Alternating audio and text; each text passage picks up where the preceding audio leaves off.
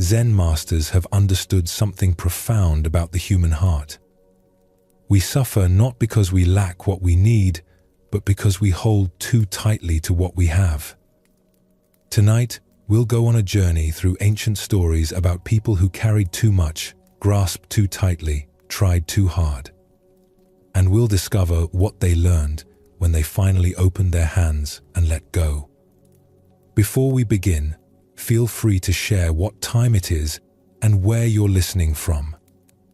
These teachings aren't complicated philosophies or difficult practices. They're simple truths about what happens when we stop fighting against life and learn to move with it instead. As you listen, allow your body to settle deeper into the support beneath you. There's nowhere else you need to be right now. Nothing you need to accomplish. Each story will guide you toward a deeper understanding of letting go. Not as loss, but as freedom. Not as giving up, but as waking up to the peace that was always here. So relax now. Take one more slow, deep breath, and let's begin this gentle journey together. In a coastal town where merchants came from distant lands, there lived a tea trader named Hiroshi. For 20 years, he had built his business carefully, selecting the finest leaves, treating his workers fairly, earning respect throughout the region. His warehouse near the harbor was filled with rare teas from the mountain provinces. His home was simple but comfortable. His daughter was preparing to marry. Life had been good to Hiroshi, and he felt grateful. Then the great storm came. The winds arrived without warning on an autumn evening. Hiroshi watched from his window as the sky turned the color of old iron. Rain fell so heavily it seemed the ocean itself had lifted into the air. By morning, the warehouse was gone. The harbor was destroyed. Ships lay broken against the rocks like discarded toys. Hiroshi stood in the ruins of his warehouse, water still pooling around his feet. Every chest of tea had been swept away or ruined. 20 years of careful work, gone in a single night. He felt his legs weaken beneath him. In the months that followed, Hiroshi rebuilt what he could. His reputation remained intact. His skills were unchanged. Customers still trusted him. He found new suppliers and arranged new shipments. Within a year, his business was functioning again, though on a smaller scale. But something had changed inside him. Every day, Hiroshi would find his mind drifting back to that night. He would replay the storm in his thoughts, imagining different choices he might have made. If only he had moved the tea to higher ground. If only he had stored less inventory near the harbor. If only he had prepared better. At night, sleep came slowly, if it came at all. He would lie awake calculating what he had lost. Not just in money, but in time, in effort, in the future he had planned. He would see his warehouse as it had been, filled with orderly rows of tea chests, everything in its place. Then the image would shift to wreckage, and his heart would pound as if the storm were happening again. His wife noticed that he no longer enjoyed his tea in the morning, the small ritual that had once brought him such pleasure. His daughter saw that his eyes looked distant even when he smiled at her wedding. His workers observed that he checked and rechecked everything, unable to trust that anything was secure. One day, an old monk named Soyen came to Hiroshi's shop to buy tea. Soyen had been traveling through the region and had heard about Hiroshi's reputation for quality.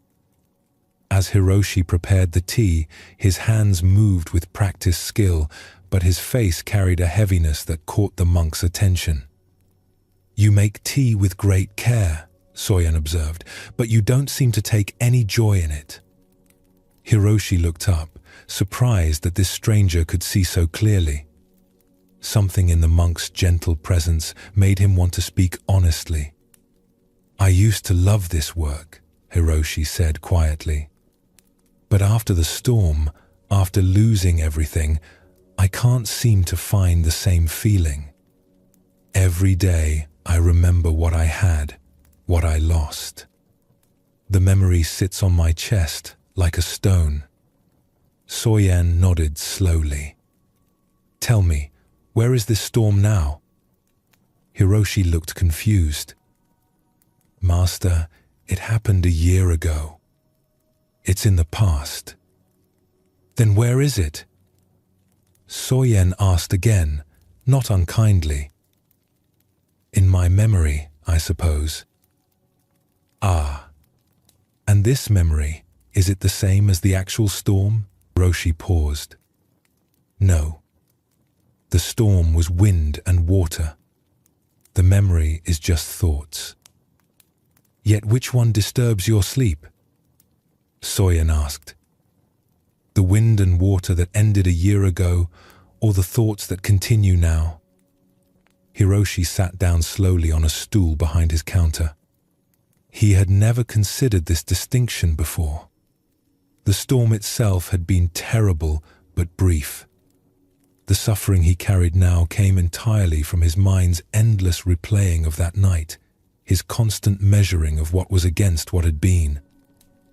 "I've been carrying the storm with me," he said softly.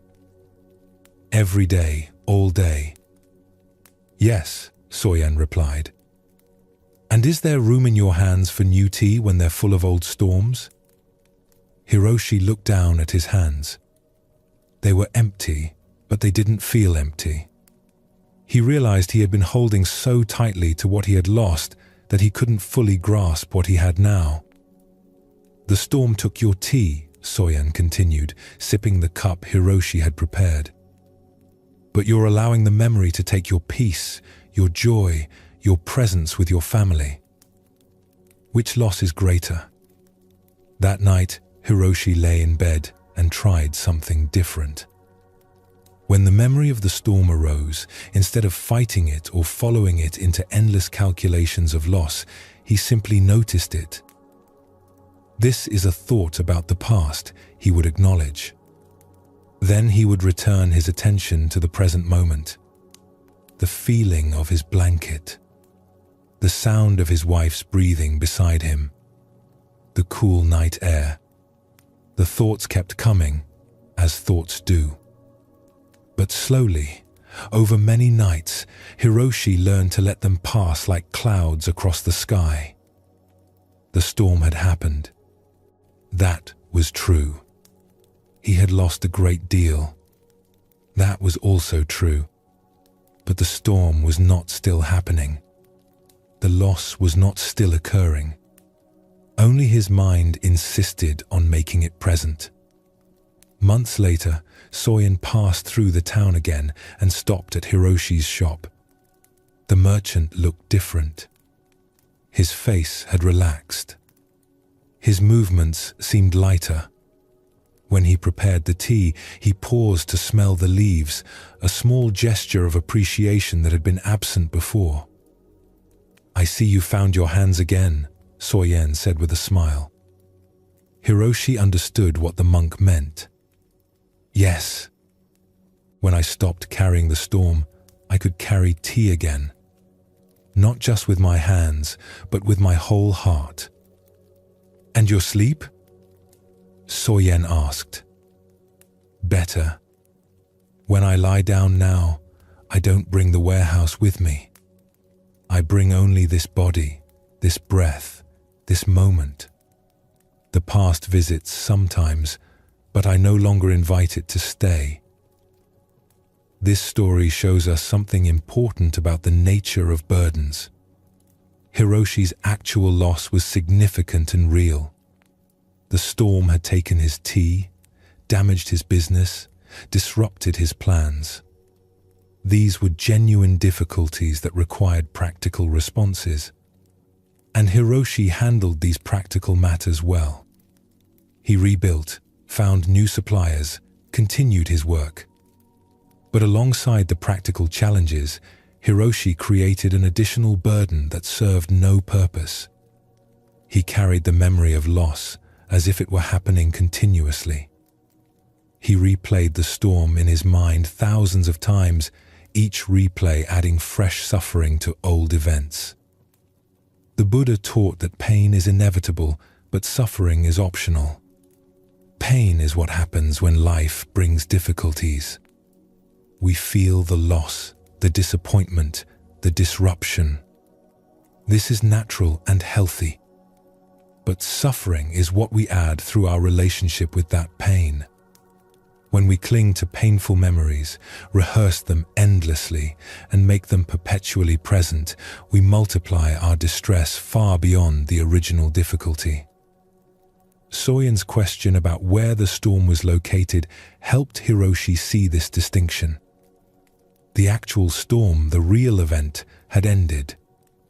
It existed only in the past, which means it didn't exist at all except as memory. Yet Hiroshi was reacting to this memory as if the storm was still destroying his warehouse night after night. This is the burden we carry when we hold too tightly to what has been. We think we're honoring what we lost or protecting ourselves from future loss. But we're actually imprisoning ourselves in a past that no longer exists anywhere except in our thoughts. The teaching about hands being too full of old storms to hold new tea captures this beautifully. When our inner world is crowded with what we've lost, what went wrong, what should have been different, we cannot fully receive what is actually here now. Hiroshi's business had recovered. His family was well. His skills remained.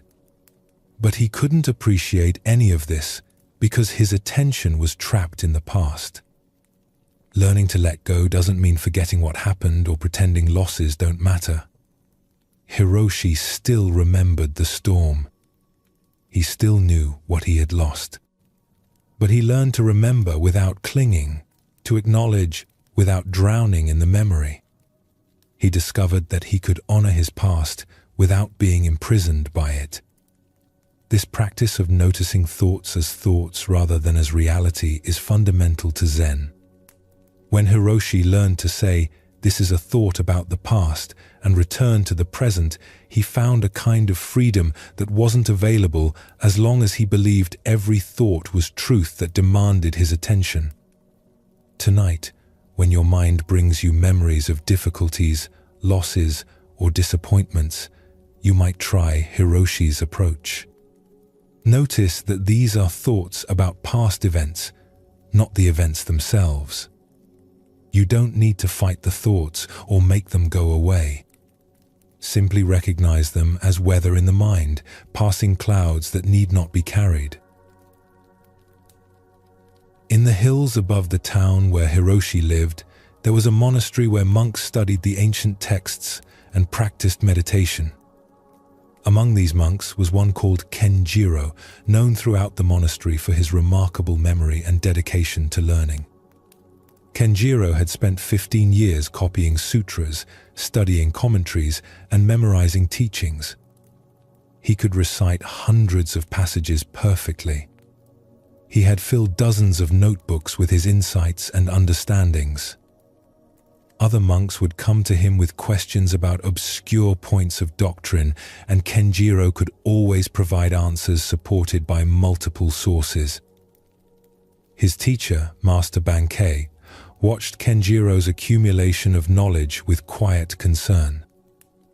The young monk was sincere and devoted, but Bankei sensed that all this gathering was becoming an obstacle rather than an aid. Kenjiro seemed to be building a fortress of understanding, each sutra another stone in the wall. One spring, Master Bankei told Kenjiro about a hermit living deep in the mountains who was said to have profound understanding. "Go visit him," Bankei suggested. "Bring your most important notebooks. Perhaps he can show you something new." Kenjiro was excited by this opportunity. He carefully selected his best work, the notebooks containing his deepest insights, the most elegant explanations, the clearest breakdowns of difficult concepts. He packed them lovingly into a leather satchel and set off into the mountains. The journey took 3 days of steep climbing along narrow trails. On the second day, Kenjiro had to cross a rope bridge over a deep gorge. A river ran far below, its water white and rushing over rocks. The bridge was old but seemed sturdy enough. Kenjiro was halfway across when he heard a crack. One of the ropes had frayed through. The bridge lurched sideways, and Kenjiro grabbed the remaining ropes desperately. His satchel slipped from his shoulder. He watched in horror as it fell, tumbling through the air, his precious notebooks scattering like birds before splashing into the river below. He made it across the bridge and collapsed on solid ground, breathing hard. Then the reality sank in. 15 years of work. Gone. Every carefully copied sutra. Every insight he had recorded. Every understanding he had cultivated. All of it swept away in seconds. Kenjiro sat by the trail and wept. He felt as if his entire identity had fallen into that gorge. Without his notebooks, who was he? What did he have to offer? His accumulated knowledge had been his treasure, his contribution, his worth. Now he had nothing. Eventually, he continued to the hermit's cave, though he felt he had no reason to anymore. What could he discuss without his references? How could he demonstrate his understanding without his notes? The hermit was an ancient man named Soku, living in a simple cave with only a sleeping mat and a water bowl. When Kenjiro explained what had happened, expecting sympathy, Soku's face broke into a wide smile. "Wonderful," Soku said. "Now we can begin." Kenjiro stared at him. "Begin what?" "I've lost everything." "You've lost your collection," Soku corrected gently. "Not everything. Tell me, before you read your first sutra, before you copied your first text, what were you?" "I was nothing. I was ignorant." "Were you?" Soku asked. "You had no awareness? No capacity to understand? No Buddha nature?" Kenjiro started to answer, then stopped. He had always assumed that wisdom came from accumulation, from building understanding piece by piece until you had enough. But Soku was suggesting something different. "The notebooks you lost," Soku continued, "what were they made of?" "Paper. Ink. And the insights written on them? Words. Concepts. Explanations. And the understanding you seek, is it made of paper and ink?" Kenjiro sat in silence. He had spent 15 years treating wisdom as if it was something that could be possessed, stored, displayed. He had confused the map with the territory, the description with the reality. "Sit with me," Soku invited. "Not as a learned monk with much knowledge, but as you are right now, with empty hands." They sat together in silence. At first, Kenjiro's mind raced, trying to fill the emptiness with memories of his lost work. But gradually, as the afternoon light shifted in the cave mouth, something else emerged.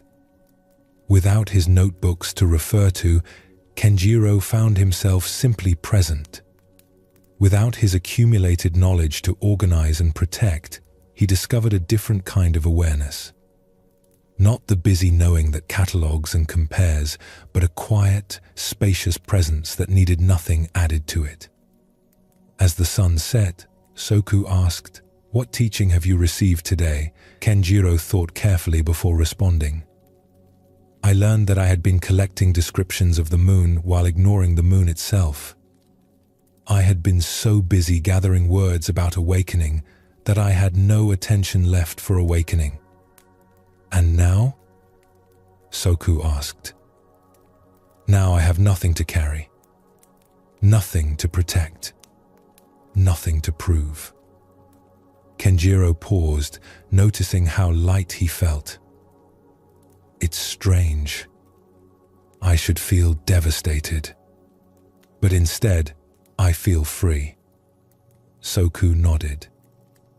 The river was very kind to you today. It took away what was hiding your true nature. Kenjiro stayed with Soku for a month, learning a different kind of practice. Instead of accumulating understanding, he learned to rest in awareness itself. Instead of collecting teachings, he learned to embody them. When he finally returned to his monastery, he brought nothing but himself. Master Bankei noticed the change immediately. Kenjiro walked differently, lighter somehow. His eyes were clearer. When other monks came to him with questions now, instead of reciting memorized answers, he would pause, listen deeply, and respond from direct understanding rather than from his collection of knowledge. Master, a young monk asked Bankei one day, what happened to Kenjiro in the mountains? He seems like a different person. He lost what he thought he needed, Bankei replied, and found what was there all along. This story of Kenjiro reveals another kind of burden we carry, one that's especially subtle because it disguises itself as something good. Spiritual accumulation can become as much of a trap as any material possession. Kenjiro's devotion to learning was genuine. His desire to understand was sincere. But over time, his practice had shifted from being about awakening to being about collecting proof of awakening. He had become attached to his spiritual resume, his identity as a learned monk, his ability to demonstrate knowledge. The river that took Kenjiro's notebooks did him an enormous service. It forced him to discover the difference between understanding that comes from accumulation and understanding that comes from direct seeing. The first kind requires constant effort to maintain. The second is always present, requiring only that we stop obscuring it. Soku's questions helped Kenjiro realize what he had been doing. By asking what Kenjiro was before he read his first sutra, Soku pointed to a kind of original completeness that exists prior to all accumulation. This doesn't mean knowledge is useless, but that it serves us best when it doesn't become something we identify with and cling to. Kenjiro's discovery that losing everything made him feel free rather than devastated reveals something profound about the nature of burden.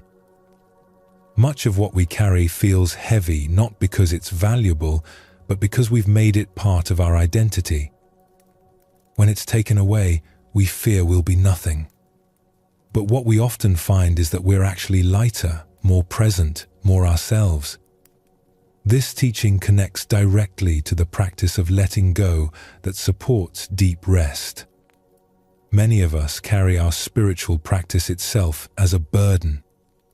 We worry about whether we're meditating correctly, making sufficient progress, understanding deeply enough. We turn the path to freedom into another source of anxiety and self-judgment. Like Kenjiro sitting with empty hands in Soku's cave, you might discover that the awareness you seek doesn't need to be built or accumulated. It's already here, always has been, waiting beneath your collections and achievements.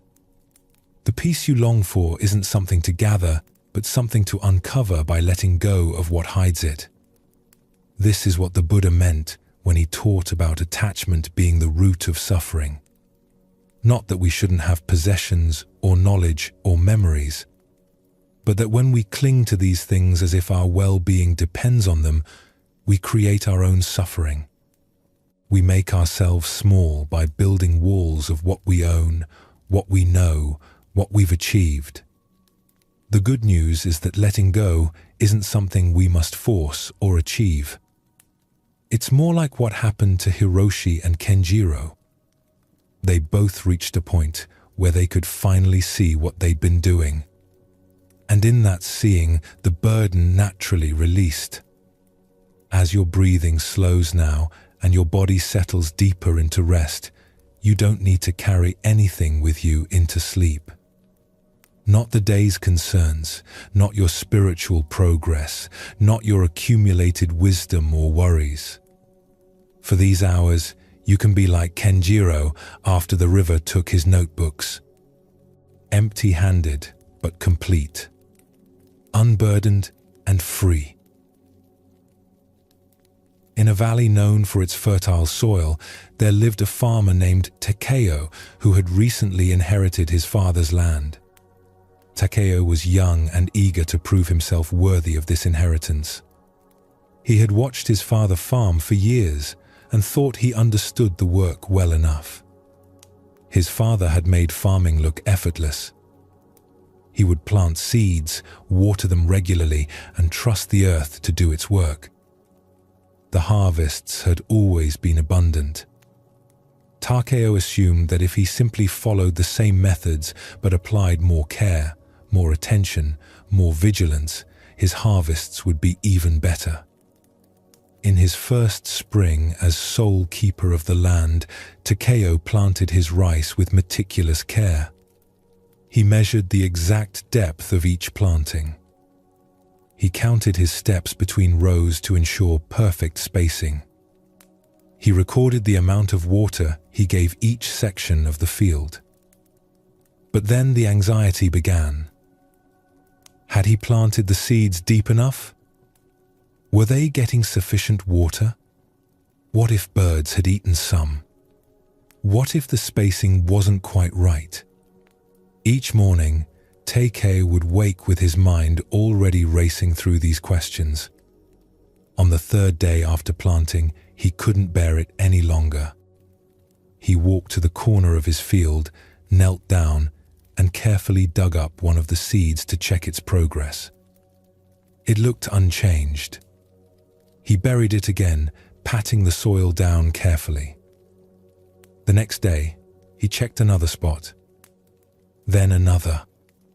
Soon he was checking dozens of seeds every morning just to be sure they were developing properly. He told himself he was being thorough, being careful, ensuring success.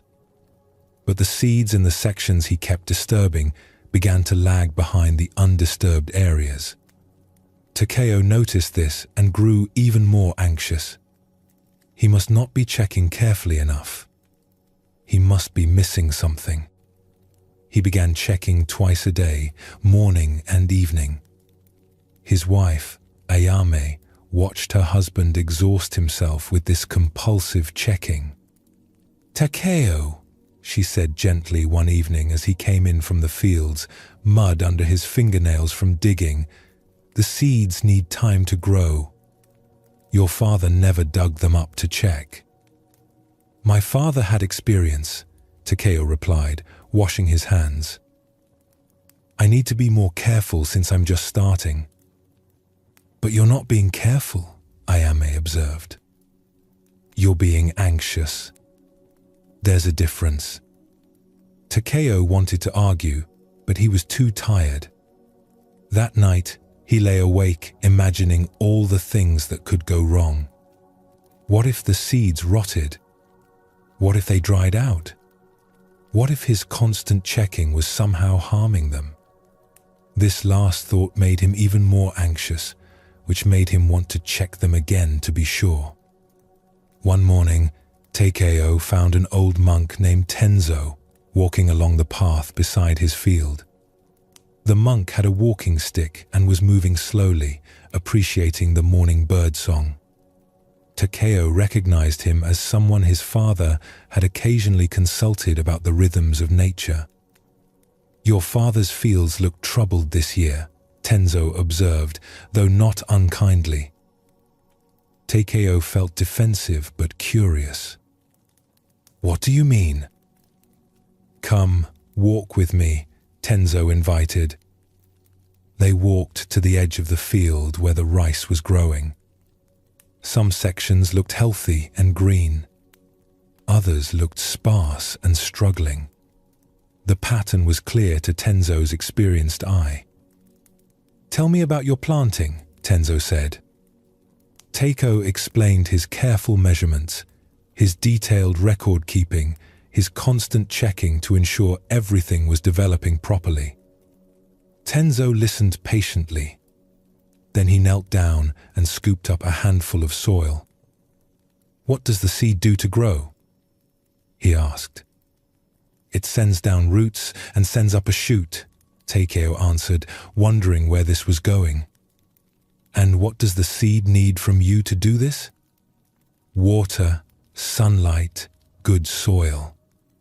And what does it need from your worry? Tenzo asked, looking up at Takeo with gentle eyes. Takeo had no answer. What does it need from your checking and digging and measuring its progress every day? I suppose? Nothing, Takeo admitted quietly. Tenzo stood up, letting the soil fall through his fingers. The seed already knows how to become rice. Your father understood this. He provided what was needed, then trusted the seed's wisdom. But you keep digging it up, interrupting its work, because you don't trust that growth is happening unless you can see it. But how can I know it's working if I don't check? Can you see your hair growing right now? Tenzo asked. No, yet it grows. Can you feel your fingernails extending? No, yet they extend. Growth happens in darkness, in hiddenness, in its own time. When you keep exposing the seed to check its progress, you're not helping. You're preventing the very thing you're trying to encourage. Takeo looked out over his field, seeing now the pattern of his interference. The sections he checked obsessively were the ones that struggled. The sections he had left alone after planting were thriving. What should I do? He asked. Do what's needed. Water, weed, protect from pests. Then practice the hardest part of farming. What's that? Trust, Tenzo said simply. Trust that the seed is doing its work, even when you can't see it. Trust that growth has its own intelligence. Trust that your constant checking doesn't add to the seed's wisdom, it only disturbs it. That day, Takeo stopped digging up his seeds. It was harder than he expected. His hands itched to check. His mind invented reasons why he needed to verify progress. But each time the urge arose, he would remember Tenzo's words about seeds knowing how to become rice. He turned his attention to the tasks that actually helped, maintaining consistent watering, removing weeds, repairing the irrigation channels. These were active efforts, but they worked with the seed's nature rather than against it. Weeks passed. The rice grew. Takeo noticed that as he stopped interfering, the plants seemed to thrive. More importantly, he noticed that he was sleeping better. The anxiety that had kept him awake, that had driven him to check and recheck, had been exhausting him far more than the physical work of farming. At harvest time, his yield was good in the sections he had left alone, poor in the sections he had disturbed. The lesson was clear. His trying too hard had been the problem, not the solution. Years later, Takeo became known for his peaceful approach to farming. Young farmers would come to him for advice, and he would tell them, "Your job is to provide what's needed and then get out of the way. The seed knows its work. Your worry doesn't help it grow. Your constant checking doesn't add wisdom to what already knows how to become rice. When they asked him how he learned this, he would smile and say, "I learned by trying so hard that I nearly destroyed my first crop." Sometimes the only way to discover the power of not doing is to exhaust yourself with too much doing. This story of Takeo reveals something about the nature of effort itself.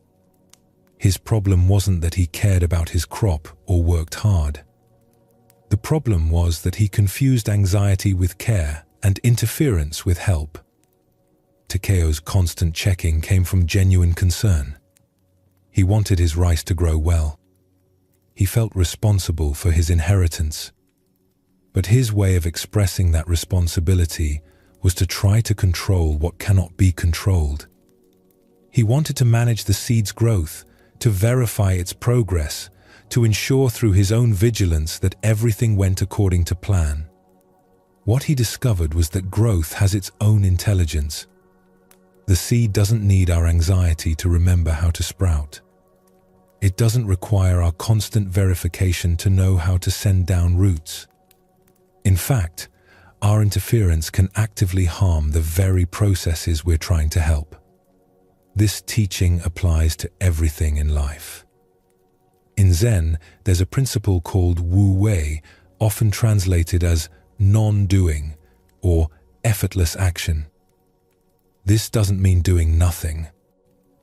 It means doing what's needed without the extra layer of force, control, and anxious management that we often add to our efforts. Takeo showed the difference perfectly. Watering the field is appropriate effort. It gives the seeds what they need. Digging them up every day to check their progress is forceful interference. Both come from the same good intention, but one works with the natural process and the other works against it. We do this same thing constantly. We want to grow as people, so we force ourselves through rigid self-improvement that creates more tension than change. We want peace, so we manufacture effort that prevents the natural settling that peace requires. We want love, so we grasp at relationships in ways that push connection away. The seeds Takeo kept disturbing showed him the cost of this approach. Where he interfered most, growth was weakest. Where he provided what was needed and then stepped back, growth was strong. The lesson is clear. Sometimes our trying is exactly what prevents the outcome we seek. The deeper truth here is about trust. Not blind faith, but recognition that there's an intelligence in natural processes that's often wiser than our conscious planning. The seed knows how to become rice. Your body knows how to heal. Relationships know how to deepen when we stop controlling them. Understanding knows how to arise when we stop forcing it. What Takeo learned was to let go of the illusion that his constant checking was helping. His anxiety made him feel like he was doing something important, but it was just anxiety dressed up as care. Real care meant providing what was truly needed, then trusting the process to unfold in its own time. In the capital city, there lived a calligrapher named Misaki, whose work was admired throughout the region. She had studied for years with a master, learning each stroke, understanding composition, developing her skill with the brush. Her characters were elegant and precise, technically flawless. But Misaki had a problem. She couldn't create the one piece that mattered most to her. For 3 years, she had been trying to write a particular poem about the moon reflecting on water. It was a simple poem, only 8 characters, but she wanted the calligraphy to capture the feeling of moonlight, that quality of luminous reflection. She had filled hundreds of sheets with attempts. Each one was technically perfect. The proportions were correct. The balance was right. The inkwork was clean. but none of them had the quality she sought. They looked like good calligraphy. They didn't feel like moonlight. Misaki would spend entire days on this single piece. She would prepare her ink carefully, arrange her paper just so, breathe deeply to steady her hand. Then she would begin, concentrating fiercely on making each stroke perfect. But the harder she tried to capture the feeling of moonlight, the more rigid her characters became. Her husband, a quiet man who made pottery, would watch her destroy sheet after sheet in frustration. "They look beautiful to me," he would say. "They're technically correct," Misaki would reply, "but they have no spirit. They're dead. I can feel how hard I was trying when I look at them." One evening, after a particularly frustrating day where she had ruined 20 sheets, Misaki threw her brush across the room. "I give up," she said. "I've tried everything I know how to try. I can't do it." Her husband picked up the brush and cleaned it carefully. "Maybe that's the problem," he said gently. "What do you mean?" "Maybe you're trying everything you know how to try.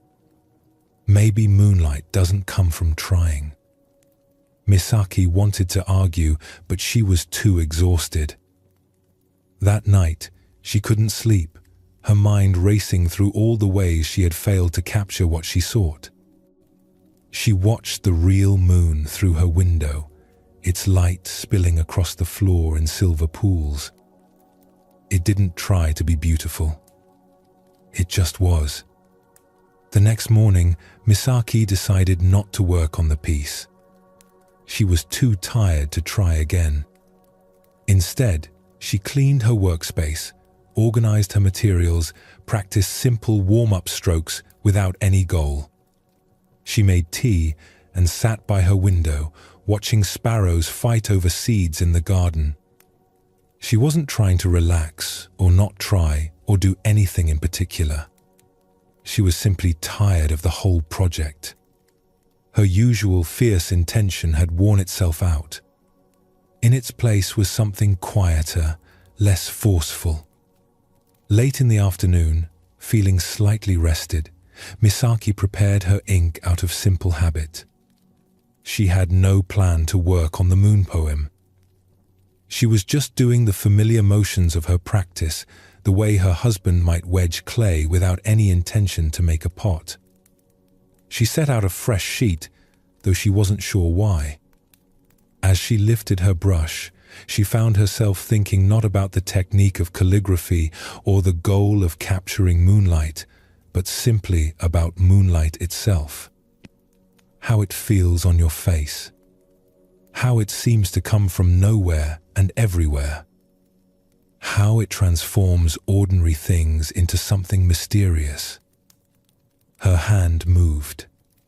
She wasn't consciously deciding each stroke. It was more like the brush was moving through her, rather than by her. The first character appeared, then the second. She didn't stop to evaluate or judge. She simply continued, staying connected to the feeling of moonlight rather than the technique of capturing it. When she finished the 8th character, she set down her brush and looked at what she had created. There it was, the quality she had sought for 3 years. The characters seemed to glow with their own light. They had space and movement and that mysterious quality of reflection. They felt like moonlight. Her husband came to see what she was working on. When he saw the piece, he drew in a breath. "That's it," he said simply. "Yes," Misaki agreed, still a bit surprised. "But I don't know how I did it." "Maybe because you weren't doing it," he suggested. "Maybe it was doing itself through you." Over the following weeks, Misaki experimented with this discovery. She found that her best work came when she prepared well, but then let go of trying to make something excellent happen. She would connect with the feeling or quality she wanted to express, and then trust her training to emerge through relaxed attention rather than forced effort. This didn't mean she became lazy or careless. Her preparation was still thorough. Her understanding of technique was still deep. But she learned to hold all of this lightly, the way you hold a bird. Grip too tightly and you crush it. Hold too loosely and it flies away. The right touch is firm but gentle, present but not controlling.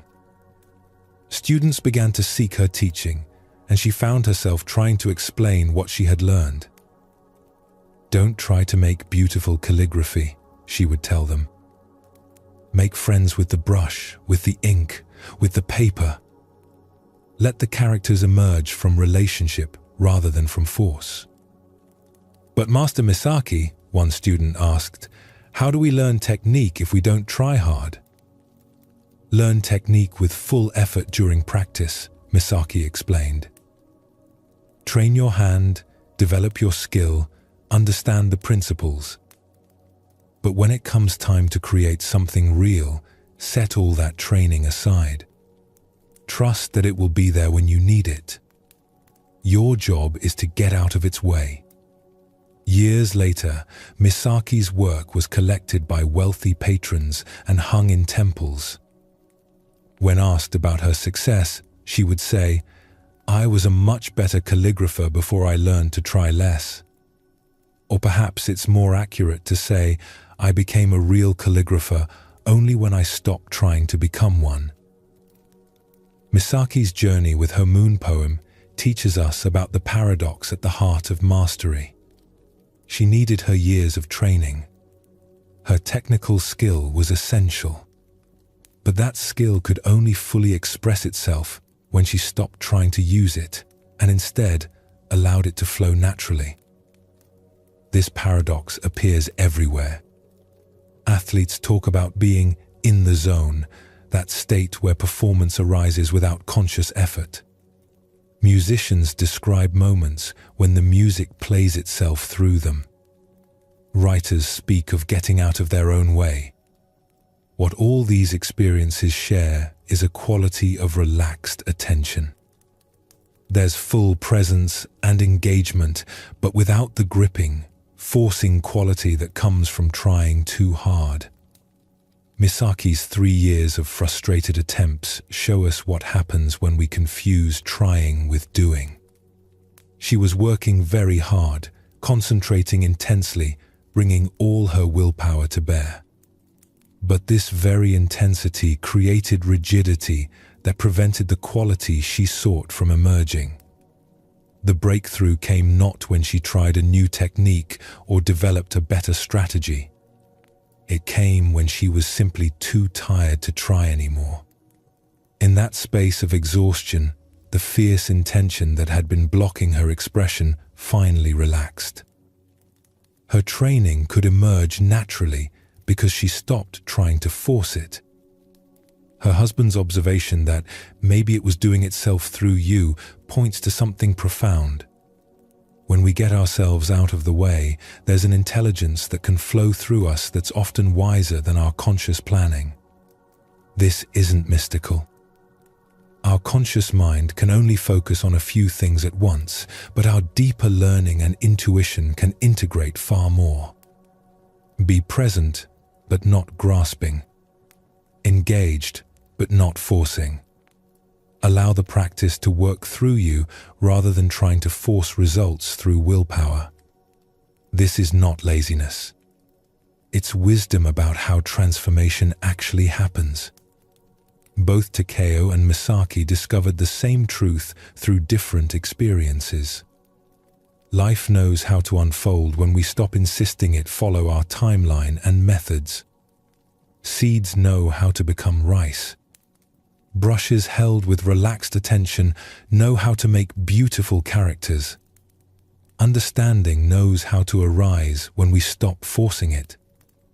This is the wisdom of letting go of force. It's not about becoming passive. It's about learning the difference between appropriate effort and exhausting struggle, between helpful action and anxious interference, between doing what's needed and trying to control what happens naturally on its own. Takeo learned to provide what was needed, then step back.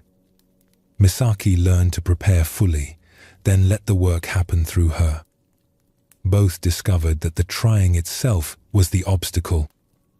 Not the caring, not the effort, but the grasping quality of trying to make something happen that can only arise when allowed.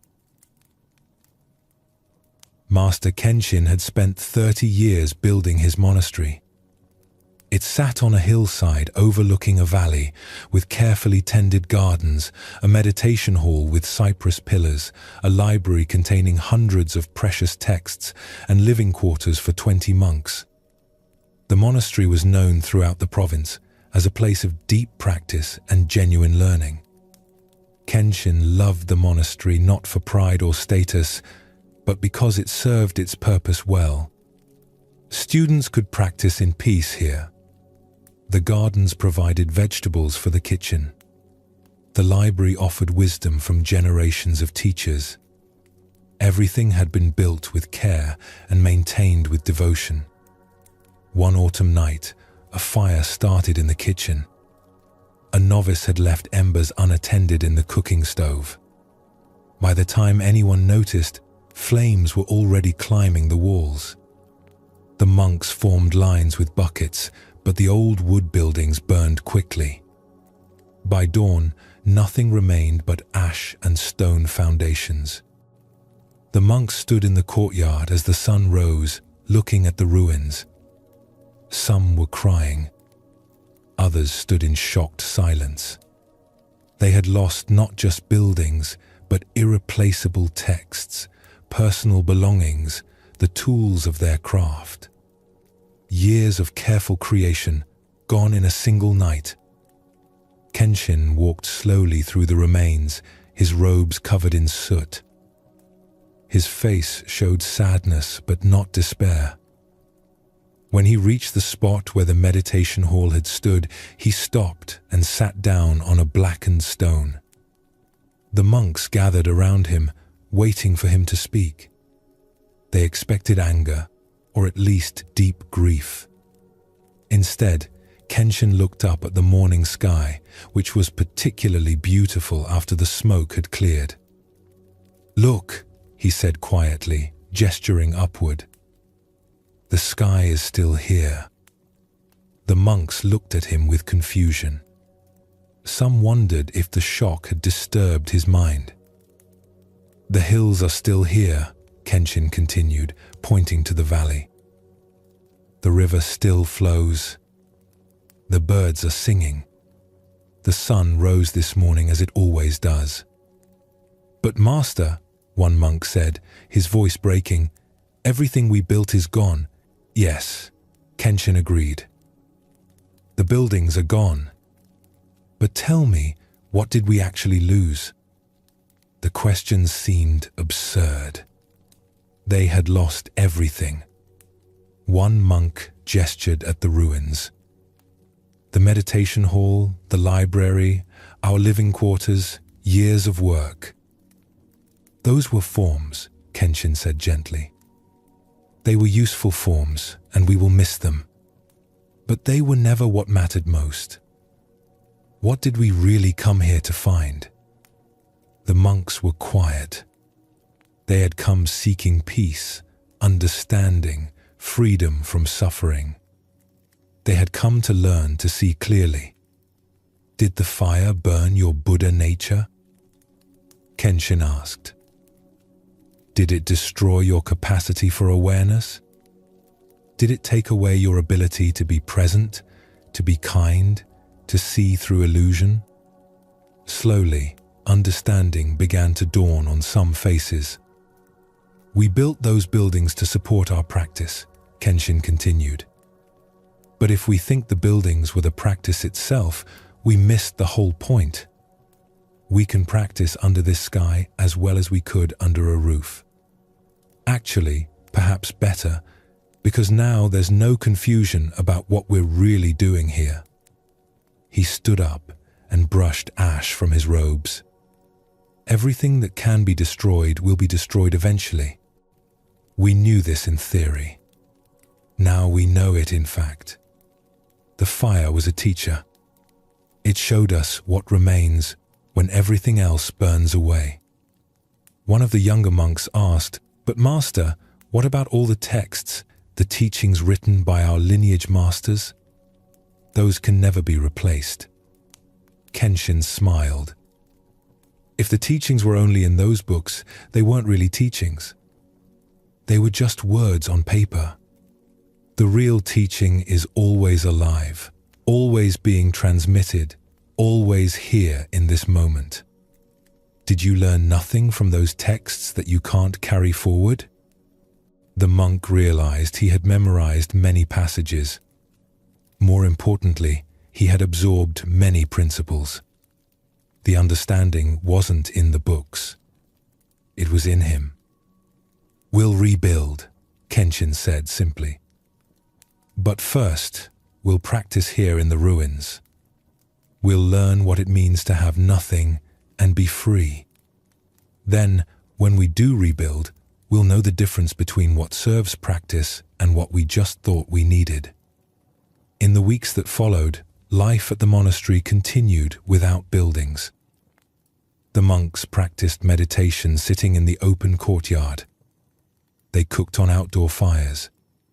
They slept under temporary shelters made of branches and cloth. It was uncomfortable at times, but something interesting happened. Without the structure and routine that the buildings had supported, the monks had to be more present to each moment. Without the library to consult, they had to rely on their own understanding. Without the security of solid walls, they had to find security within themselves. Kenshin noticed that some of the monks seemed lighter, freer, more genuinely engaged with practice than they had been when everything was comfortable and established. The fire had burned away not just buildings but also a kind of spiritual complacency. One evening, as they sat around a fire cooking rice, one of the senior monks said, "Master, I thought I would be devastated by this loss, but I feel strangely at peace." "Why is that?" "Because you discovered that what you thought you needed, you didn't actually need," Kenshin replied. "You thought the monastery was the container for your practice. Now you know your practice doesn't need a container. It's always available, always here, regardless of circumstances."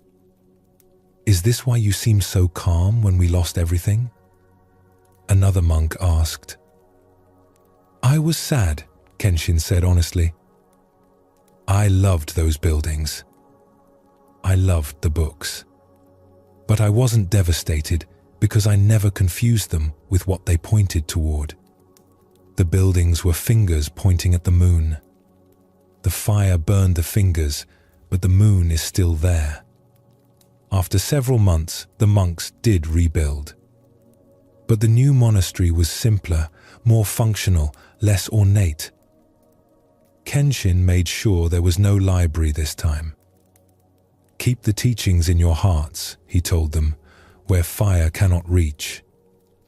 The new meditation hall had no walls, just a roof and pillars. "So we never forget," Kenshin explained, "that inside and outside are not separate.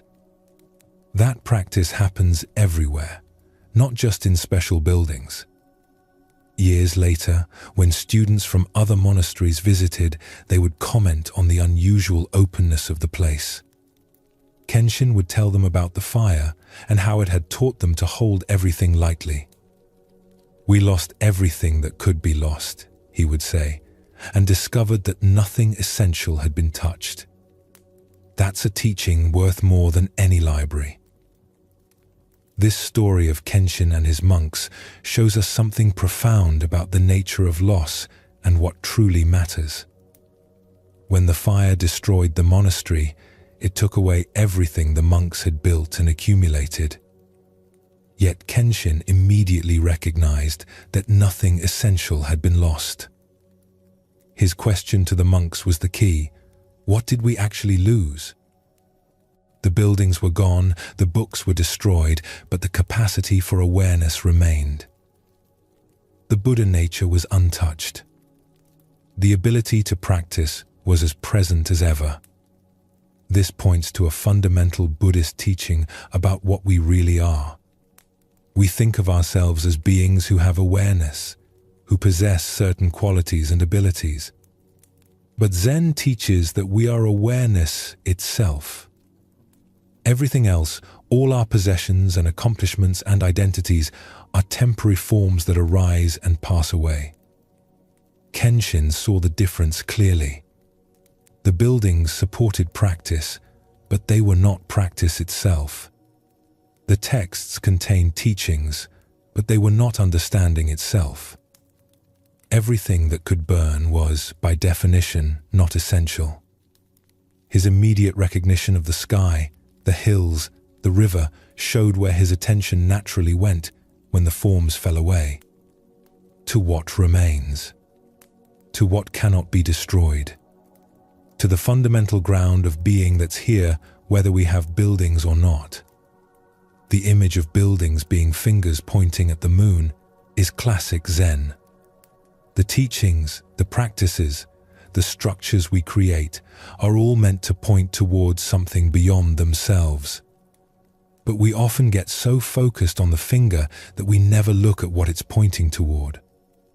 The fire forced the monks to see the moon directly. What emerged in the weeks after the fire was telling. Without the comfort and security of established routines, the monks had to find something more fundamental to rely on. Without books to consult, they had to trust their own understanding. Without walls to define practice space, they had to recognize that all space is practice space. This discomfort actually served their awakening. The buildings had been creating a kind of spiritual comfort that was also a kind of spiritual sleep. With that comfort removed, the monks had to wake up to what practice really is. This is what it means to have empty hands and a full heart. Empty hands because we're not grasping at forms, not trying to hold on to what must change. Full heart because when we let go of clinging, we discover that we already have everything essential. We are the awareness in which all forms appear and disappear. That awareness itself is complete, lacking nothing. The new monastery they built, simpler and more open, reflected their changed understanding. They no longer needed to create a special sacred space separate from the world. They had learned that practice happens everywhere, in all circumstances, because the awareness that practices is not dependent on conditions. Not because you don't care. The monks cared deeply about their monastery. But because you recognize that what you truly are, what gives you the capacity for peace and presence, doesn't depend on what you hold. There was a young potter named Yuki who had recently completed her apprenticeship with a master ceramicist. She had learned every technique, studied every glaze, understood the principles of form and function. Her master declared her ready to work independently, and Yuki set up her own small workshop on the edge of town. For her first independent piece, Yuki wanted to create something extraordinary. She had in mind a particular tea bowl, one that would demonstrate everything she had learned and establish her reputation as a serious artist. She sketched it carefully, planned every detail, mixed her clay with perfect proportions. She threw the bowl on her wheel with skill and precision. The form was exactly as she had envisioned. She trimmed it carefully, let it dry to leather hardness, then applied a glaze she had been developing for months. The color would be extraordinary, she was certain of it. With great ceremony, she placed the bowl in her kiln and started the fire. According to all her training, the firing would take 3 days.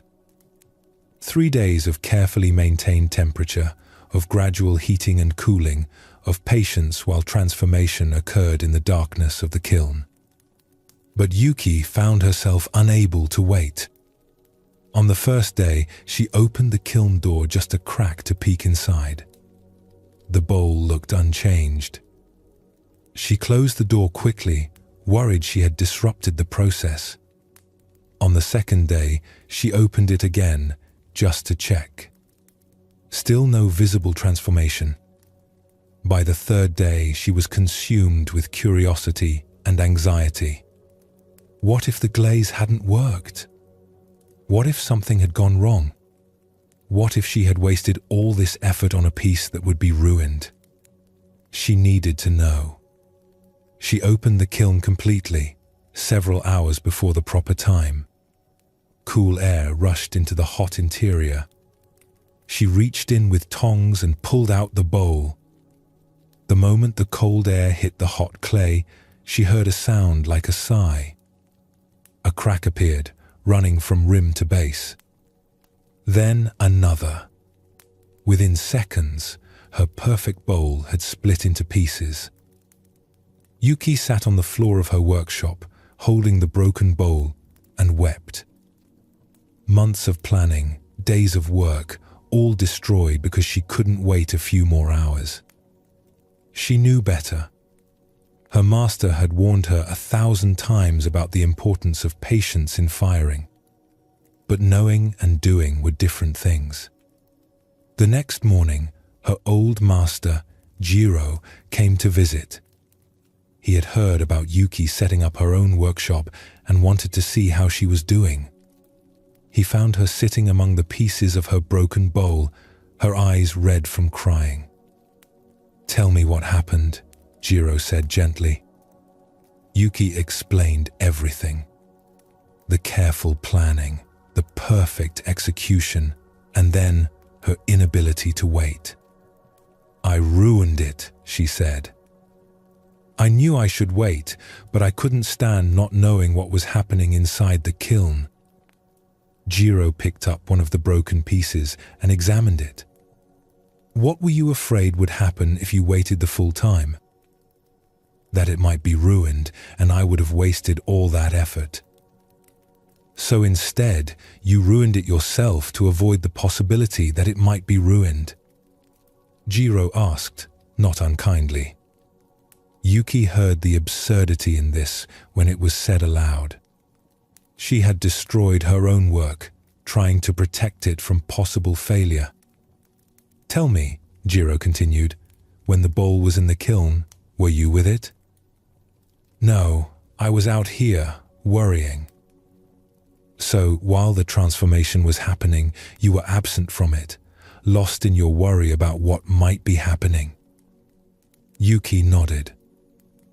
"And now that you've opened the kiln too early, are you present to what is?" Yuki looked at the broken bowl in her hands and realized she was still lost in thoughts about what should have been, what could have been. She wasn't even fully experiencing this moment of loss. "The kiln teaches what life teaches," Jiro said. "Transformation happens in its own time, in darkness, out of our sight. We can't rush it. We can't check on it every moment. We have to provide the right conditions and then trust the process. Our job is to wait well." "What does it mean to wait well?" Yuki asked. "To be present while waiting. To trust while not knowing. To let time do its work without interference." Jiro set down the broken piece. "You weren't really waiting. You were suffering your impatience. There's a difference." Over the following weeks, Jiro visited Yuki often, teaching her what he called the art of waiting. He showed her that waiting wasn't passive, but active. It required consciousness, presence, and trust. "When you put a bowl in the kiln," he explained, "you're not doing nothing while it fires. You're maintaining temperature, tending the fire, being present to the process even though you can't see inside. That's active waiting. He taught her to notice the difference between anxious checking and aware attending. Anxious checking came from lack of trust and made the time feel longer. Aware attending came from understanding the process and made the time feel natural. Yuki made another bowl. This one was simpler, less ambitious. She prepared it carefully and placed it in the kiln. Then, instead of pacing and worrying, she sat near the kiln and practiced what Jiro taught. She felt the heat radiating from the bricks. She listened to the sound of the fire. She trusted that in the darkness, transformation was happening. When the proper time came to open the kiln, she felt calm. Whether the bowl succeeded or failed, she had done her part. She had waited well. The outcome would be what it would be. She opened the kiln and pulled out the bowl. It was beautiful. The glaze had worked perfectly, creating colors and patterns she had only imagined. But more important than the beauty of the bowl was what Yuki had learned in the making of it. "I understand now," she told Jiro. The waiting itself was part of the creation. My impatience wasn't just uncomfortable. It was actively working against what I was trying to make. Yes, Jiro agreed. In pottery, in practice, in life, things ripen in their own time. We can't pull fruit from the tree before it's ready and expect it to be sweet. We can't open the kiln early and expect the transformation to be complete. Wisdom is knowing when to act and when to wait. Years later, Yuki became known not just for her pottery, but for her unusual presence. Students noticed that she never seemed rushed, never seemed impatient. When they asked her secret, she would show them a small broken bowl she kept on a shelf. "This bowl taught me more than any success ever did," she would say. "It taught me that some things can't be rushed. That transformation happens in darkness and time. That my job isn't to control the outcome, but to provide good conditions and then wait with trust." Yuki's story shows us something essential about how change actually happens. Whether we're firing pottery, growing crops, healing wounds, or developing understanding, there are processes that simply need time. Our impatience doesn't speed them up. Often, it disrupts them. Her opening of the kiln too early is such a clear image of what we do constantly. We know intellectually that something needs time, but we can't bear the not knowing. So we interfere, we check, we try to speed things up or at least see what's happening. And often, this very interference prevents the transformation we're trying to achieve. The Buddha spoke often about patience as one of the essential qualities for awakening. Not passive waiting, but active trust in the process of unfolding. In traditional Buddhism, this quality is called khanti, often translated as patience or forbearance, but it means something deeper than just enduring time passing. Jiro's question about what Yuki was afraid of gets to the heart of impatience. Usually we're not impatient because time itself is uncomfortable. We're impatient because we don't trust the process. We're afraid something might be going wrong that we need to fix. We're anxious about outcomes we can't control. The distinction Jiro made between waiting and suffering impatience is crucial. Waiting well isn't about gritting your teeth and forcing yourself to endure time passing. It's about being present to the process, trusting that transformation is happening even when you can't see it. Think about how often we do what Yuki did. We start something that requires time, then we can't stand the waiting. We check our progress obsessively. We measure constantly. We look for signs that it's working.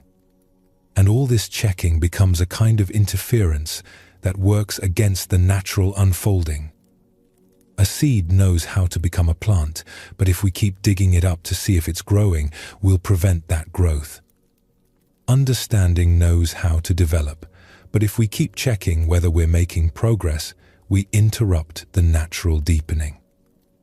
Peace knows how to arise, but if we keep evaluating whether we're peaceful yet, we maintain the very agitation we're trying to release. This is one of the paradoxes of practice. The transformation we seek often requires a kind of stepping back, a trust that it will happen if we provide good conditions and then get out of the way. But stepping back is hard when we don't trust the process. This attending is what makes waiting active rather than passive. You're not absent or distracted. You're present to the process, even the parts you can't see. You're trusting without being careless. You're allowing without being indifferent. The broken bowl that Yuki kept on her shelf served as a reminder of what impatience costs. Not just the ruined work, but the peace that's lost when we can't trust time. Impatience isn't just uncomfortable. It actively works against what we're trying to achieve. In Zen practice, this teaching about patience appears in many forms. Students are told that enlightenment can't be rushed. That understanding ripens in its own time. That forcing spiritual progress creates obstacles rather than removing them. The practice itself is learning to sit in the darkness of not knowing, trusting that transformation is happening even when we can't see or measure it. This applies to everything. Relationships need time to deepen. Grief needs time to process. Skills need time to develop. Understanding needs time to mature. We can provide good conditions for all of these, but we can't force them to happen faster than they naturally unfold. What we can do is learn to wait well, to be present without controlling, to trust without being able to see what's happening, to allow time to do its work without our constant interference. This is one of the deepest forms of letting go. Not just letting go of things, but letting go of our need to control timing. Letting go of our demand that things ripen according to our schedule rather than their natural pace. In a valley known for its rice, there lived a farmer named Daichi who had inherited his land from his father and his father before him. The family had farmed this same land for generations, and Daichi knew its rhythms as well as he knew his own breathing. But one spring, everything seemed wrong to Daichi. The previous year's harvest had been poor due to unexpected floods. His family's savings were low. His eldest daughter was to be married, and he needed money for the wedding. The pressure made him anxious in a way he had never felt before about farming. When it came time to plant the rice, Daichi found himself second-guessing everything. Should he plant earlier to try to get ahead of the season? Should he use different seed varieties that might grow faster? Should he space the plants differently to maximize yield? His wife, Hannah, watched him fret over these decisions. "You've planted rice for 20 years, she observed. "Why are you suddenly uncertain?" "Because this year it matters more," Daichi replied. "We need a good harvest. I can't afford to just trust and hope for the best." But that was exactly what farming had always required: trust and hope. Trust that the seasons would follow their pattern. Hope that the rice would grow as it always had. Daichi knew this, but his anxiety made him forget what he knew. He planted according to the old schedule because in the end he couldn't think of a better plan. But once the seeds were in the ground, his worry intensified. Each morning he would walk the fields, looking for signs of germination. Nothing. The earth looked exactly as it had the day after planting. A week passed. Still nothing visible. Daichi began to panic. Were the seeds bad? Had he planted wrong? Should he replant? He went to his neighbor, old Kenji, who had been farming even longer than Daichi's family. "The seeds aren't sprouting," Daichi said urgently. "It's been a week. Should I dig up a section and check?" Kenji looked at Daichi with quiet amusement. "Has it been warm enough?" "Yes, the temperature has been right." "Has there been rain?" "Yes, enough, but not too much."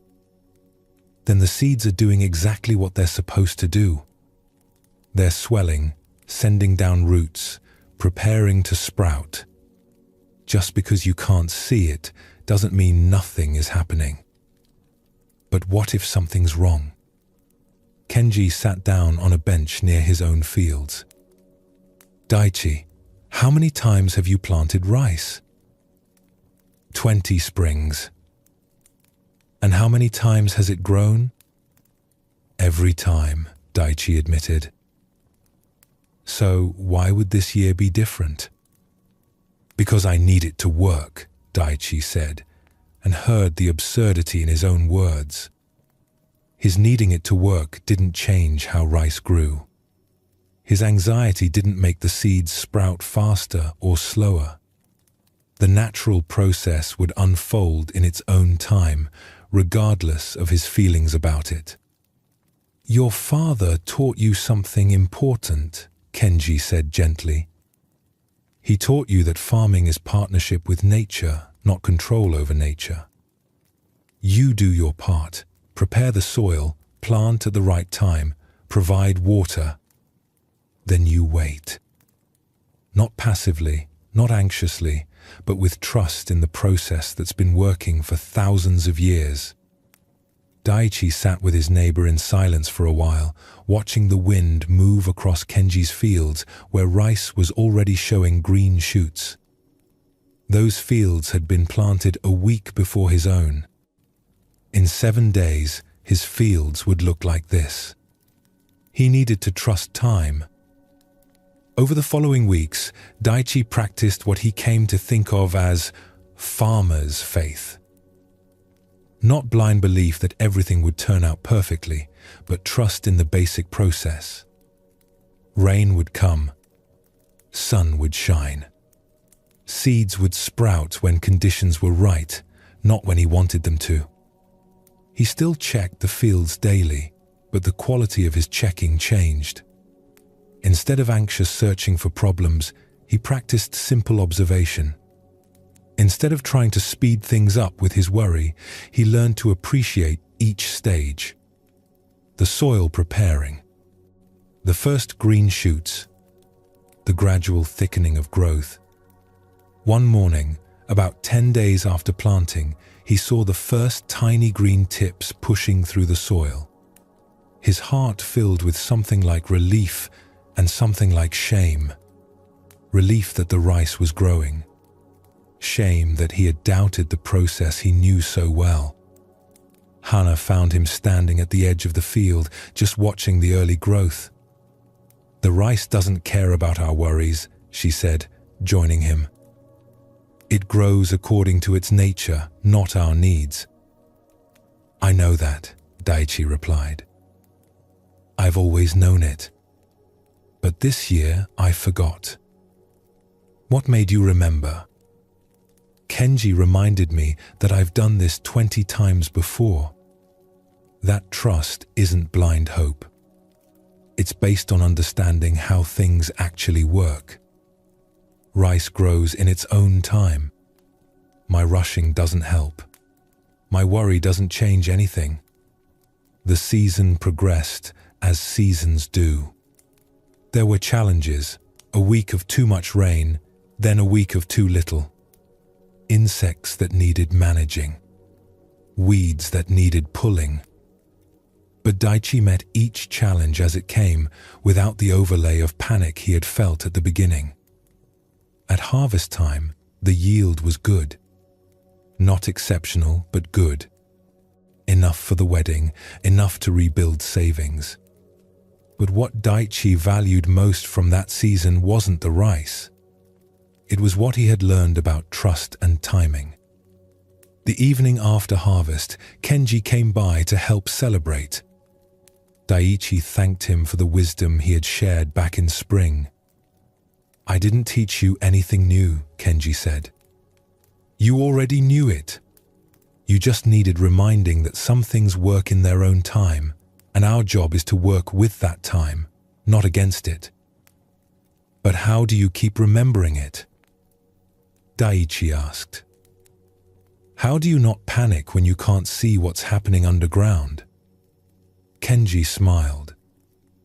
"I remember that I've seen spring turn into summer, into fall, into harvest 100 times. Each time, I'm tempted to think, this time will be different. This time, I need to control it. And each time, the seasons prove me wrong. They do their work whether I trust them or not. But my life is better when I do trust them." Years later, when Daichi's own son began farming the land, Daichi would tell him about that spring of worry and what it taught. "You'll be tempted to think you can control everything," he would say. "But farming teaches what life teaches. Some things ripen in their own time. Your job is to provide what's needed and then trust the process. The seasons don't hurry because you're impatient. They don't slow because you're anxious. They follow their own rhythm. Learning to move with that rhythm instead of fighting it, that's the real skill of farming."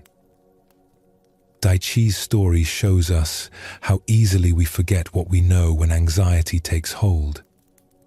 He had 20 years of evidence that rice grows in its time, yet his worry about the harvest made him doubt the entire process. This is what anxiety does. It makes us forget what we understand about how things naturally unfold. His need for a good harvest didn't change how rice grows. His worry didn't make seeds sprout faster. His checking didn't alter the underground process.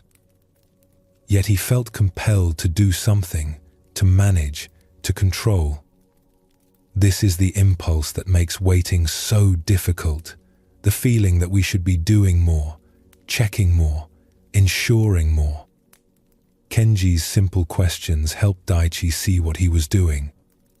By asking about all his previous plantings, Kenji reminded him of the foundation for trust. Trust isn't blind faith. It's based on understanding patterns, on knowing how things work, on experience of cycles repeating. This is what the Buddha meant by trust in the Dharma. Not belief in something unseen, but confidence in the natural law of cause and effect. If you plant seeds in good soil, provide water and sunlight, they will grow. Not because you believe hard enough, but because that's what seeds do. The trust is in the nature of things, not in hope or wishful thinking. Daichi's shift from anxious checking to simple observation shows what it means to wait well. He still visited the fields daily. He still paid attention. But the quality of attention changed from trying to control to simply witnessing. From demanding that things be different to appreciating what is. The insight that rice doesn't care about our worries might seem obvious, but it's profound. Most of our anxiety comes from the illusion that our worrying matters to the process. We think if we worry enough, plan enough, check enough, we can influence outcomes. But natural processes unfold according to their own laws, not according to our emotional state. The teaching about seasons following their own rhythm applies to every aspect of life. Healing takes time. Understanding deepens gradually. Relationships develop in stages. Skills mature through practice. We can't rush these processes any more than we can make rice grow faster by worrying about it. What we can do is what Daichi learned.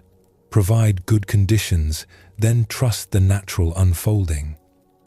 Our job is to work with time, not against it. To move with natural rhythms instead of trying to impose our own schedule. This is another dimension of letting go. Not just releasing what we're clinging to, but releasing our demand that things happen according to our timeline. Letting go of the illusion that our impatience changes anything except our own peace of mind. Kenji's 100 springs of experience taught him what can only be learned through repeated cycles, that natural processes are reliable. Not always predictable in every detail, but reliable in their basic patterns. Spring follows winter. Seeds become plants. Time does its work, whether we trust it or not. The difference is in how we experience the waiting. When Daichi was anxious and controlling, the waiting was torture. When he learned to trust the process, the same waiting became a kind of rest. The time was the same. The process was the same. Only his relationship to it changed. This is the wisdom both Yuki and Daichi discovered, that how we wait matters more than we realize. We can wait while suffering, or we can wait while trusting. We can fill the time with anxiety, or we can fill it with presence. The outcome unfolds in its own time either way, but our experience of that time transforms completely. Both pottery and farming teach what Zen practice teaches, that transformation happens in darkness and time, out of our sight and beyond our control. Our part is to provide what's needed, then step back and let the natural intelligence of the process do its work. When we can do this, we discover a kind of peace that doesn't depend on being able to see or control what's happening. A peace that comes from trust in the way things naturally unfold. In a village at the foot of a mountain, there lived a healer named Mariko who had studied medicine with the best teachers in the province. She knew every herb, every treatment, every technique for dealing with common ailments. People came from distant villages to seek her help, and many credited her with saving their lives. Mariko took her work seriously. She believed that healing was about precision, about applying the right treatment at the right time with skill and care. She kept detailed records of every patient, every remedy, every outcome. When people got better, she analyzed what she had done right. When they didn't improve as expected, she studied what she might have done differently. One autumn, a man named Tomo came to her with a persistent cough that wouldn't respond to any treatment. Mariko gave him herbs to clear the lungs. The cough continued. She adjusted the formula, adding different ingredients. The cough persisted. She tried acupuncture, moxibustion, dietary changes. Nothing worked. Mariko became increasingly frustrated. She had never failed to help someone with such a straightforward condition. Coughs were basic problems. She knew how to treat them. Why wasn't this one responding? She increased the frequency of treatments. She made Tomo's remedies stronger. She gave him strict instructions about what to eat, how to sleep, when to rest. But the cough continued, and Mariko felt her reputation as a healer was at stake. One day, Master Gyokei, an old monk known for his wisdom, came to the village. He had known Mariko since she was young and had always admired her dedication. But when he visited her this time, he found her exhausted and distressed. "What troubles you?" he asked. Mariko explained about Tomo and the cough that wouldn't heal. "I've tried everything I know," she said. "I'm doing everything right, but he's not getting better. I don't understand why I can't fix this." "Ah," Gyoke said thoughtfully. "You believe you fix people?" "Well, yes. I'm a healer. That's my job." "Show me your hands," Gyoke requested. Mariko held out her hands, confused. They were the hands of a healer, clean, steady, skilled. "These hands," Gyoke said, "they are tools. They prepare medicine, they place needles, they mix herbs. But do they heal? They help the healing happen." "But who does the healing?" Mariko paused. "The body heals itself. I just provide what it needs." "Then why are you so upset that you can't fix this man's cough?" The question caught Mariko off guard. She realized she had been thinking of healing as something she did to people, not something she supported their bodies in doing for themselves. She had been trying to control the outcome through perfect application of technique. "Come with me," Gyoke said. They walked to where Tomo lived. Gyoke asked if he could speak with the man, and Tomo invited them to sit. For a while, Gyoke just talked with Tomo about his life, his work as a carpenter, his family. Gradually, the conversation turned to the cough. "When did it start?" Gyoke asked. "About 3 months ago. Right after my son left for the capital to work." "Your only son?" "Yes. The house feels very empty now. Just my wife and me after all these years of a full home." They talked more, and it emerged that Tomo barely slept anymore, lying awake worrying about his son in the big city. He had lost his appetite. He felt tired all the time but couldn't rest.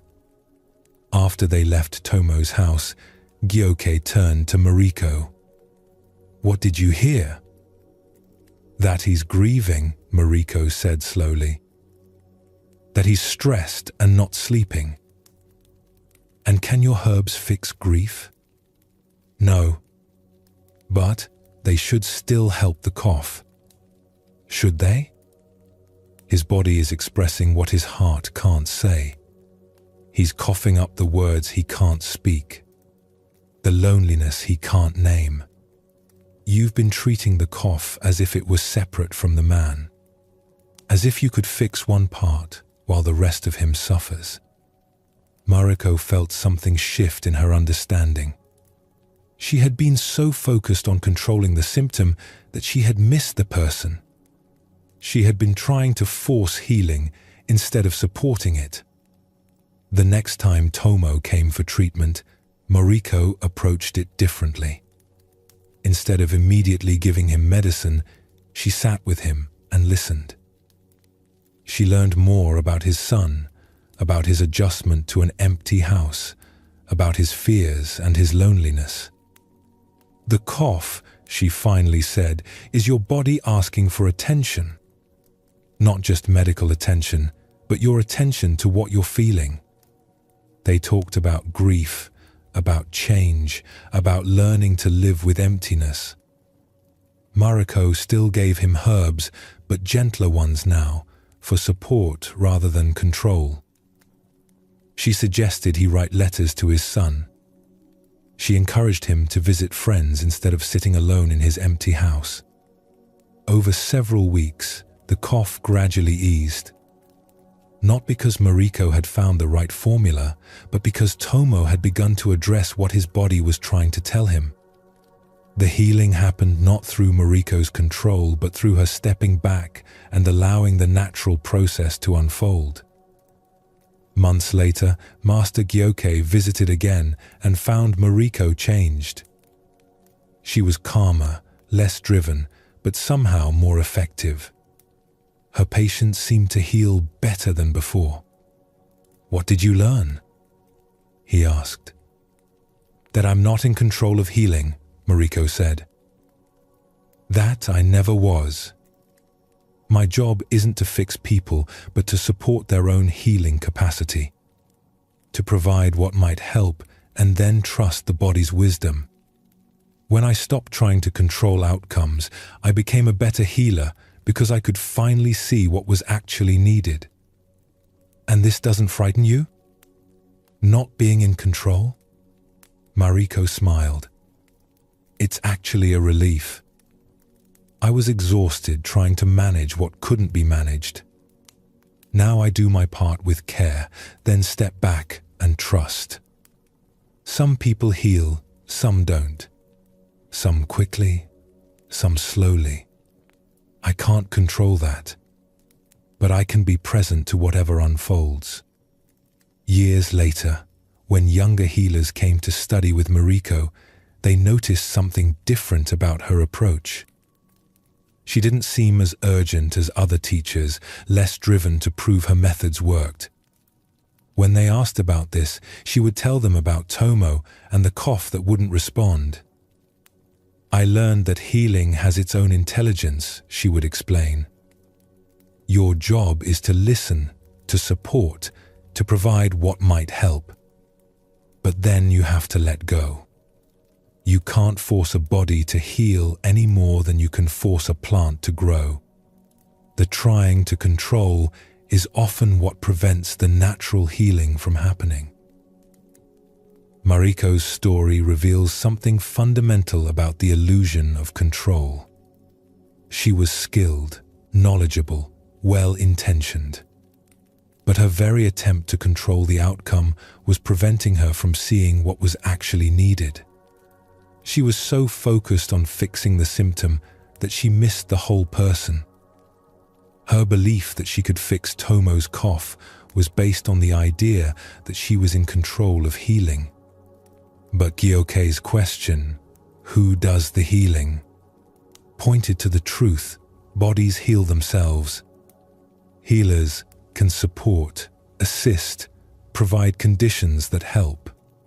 But the actual healing comes from the body's own intelligence. This is true far beyond medicine. We think we're in control of outcomes in our lives, our work, our relationships. We believe that if we just try hard enough, plan well enough, manage carefully enough, we can make things turn out the way we want. But this is largely illusion. The Buddha taught about the 3 marks of existence: impermanence, suffering, and non-self. Part of what non-self means is that we're not the independent controllers of reality that we think we are. We're participants in a vast web of interdependent causes and conditions, most of which are beyond our influence. Mariko was trying to control something that responded to factors she couldn't control: Tomo's grief, his loneliness, his body's way of expressing what his heart couldn't say. No amount of technical skill could address these deeper issues. She needed to let go of control to actually be helpful. Her shift from trying to fix to supporting healing was profound. Instead of seeing Tomo as a problem to solve, she began to see him as a person going through a process. Instead of imposing her will through stronger treatments, she learned to listen to what his body was trying to communicate. This is the wisdom of Wu Wei again, but applied to helping others. The most effective action often comes not from forcing outcomes, but from working with natural processes. Mariko became a better healer when she stopped trying to be in control and started supporting what was already trying to happen. The relief she felt at not being in control anymore is significant. The illusion of control is exhausting. When we think we're responsible for managing outcomes, we carry an impossible burden. Every failure feels personal. Every setback feels like our fault. We're constantly monitoring, adjusting, trying to keep everything moving in the right direction. But when we recognize that we're not actually in control, that our role is more modest, a weight lifts. We can do our part skillfully and carefully, then let go of the outcome. We're still responsible for our actions, but not for results that depend on countless factors beyond our influence. This doesn't mean becoming passive or careless. Mariko still brought skill and knowledge to her work, but she no longer confused her actions with the results. She provided support and let healing happen in its own way and time. Gyoke's teaching about the body expressing what the heart can't say points to something deeper, that we're unified beings, not separate parts that can be fixed independently.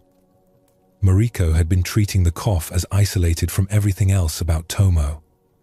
This fragmented approach is part of the illusion of control, the belief that we can manage individual pieces without attending to the whole. When Mariko began seeing Tomo as a whole person going through a difficult transition, she could finally respond to what was actually happening rather than what she thought should be happening. She stopped trying to impose her plan for healing and started supporting Tomo's own process of working through his grief. This is what letting go of control looks like in practice. Not abandoning skill or care, but releasing the illusion that we can manage outcomes. Not becoming indifferent, but recognizing the limits of our influence. Not giving up, but giving over to the natural intelligence of processes larger than our individual will.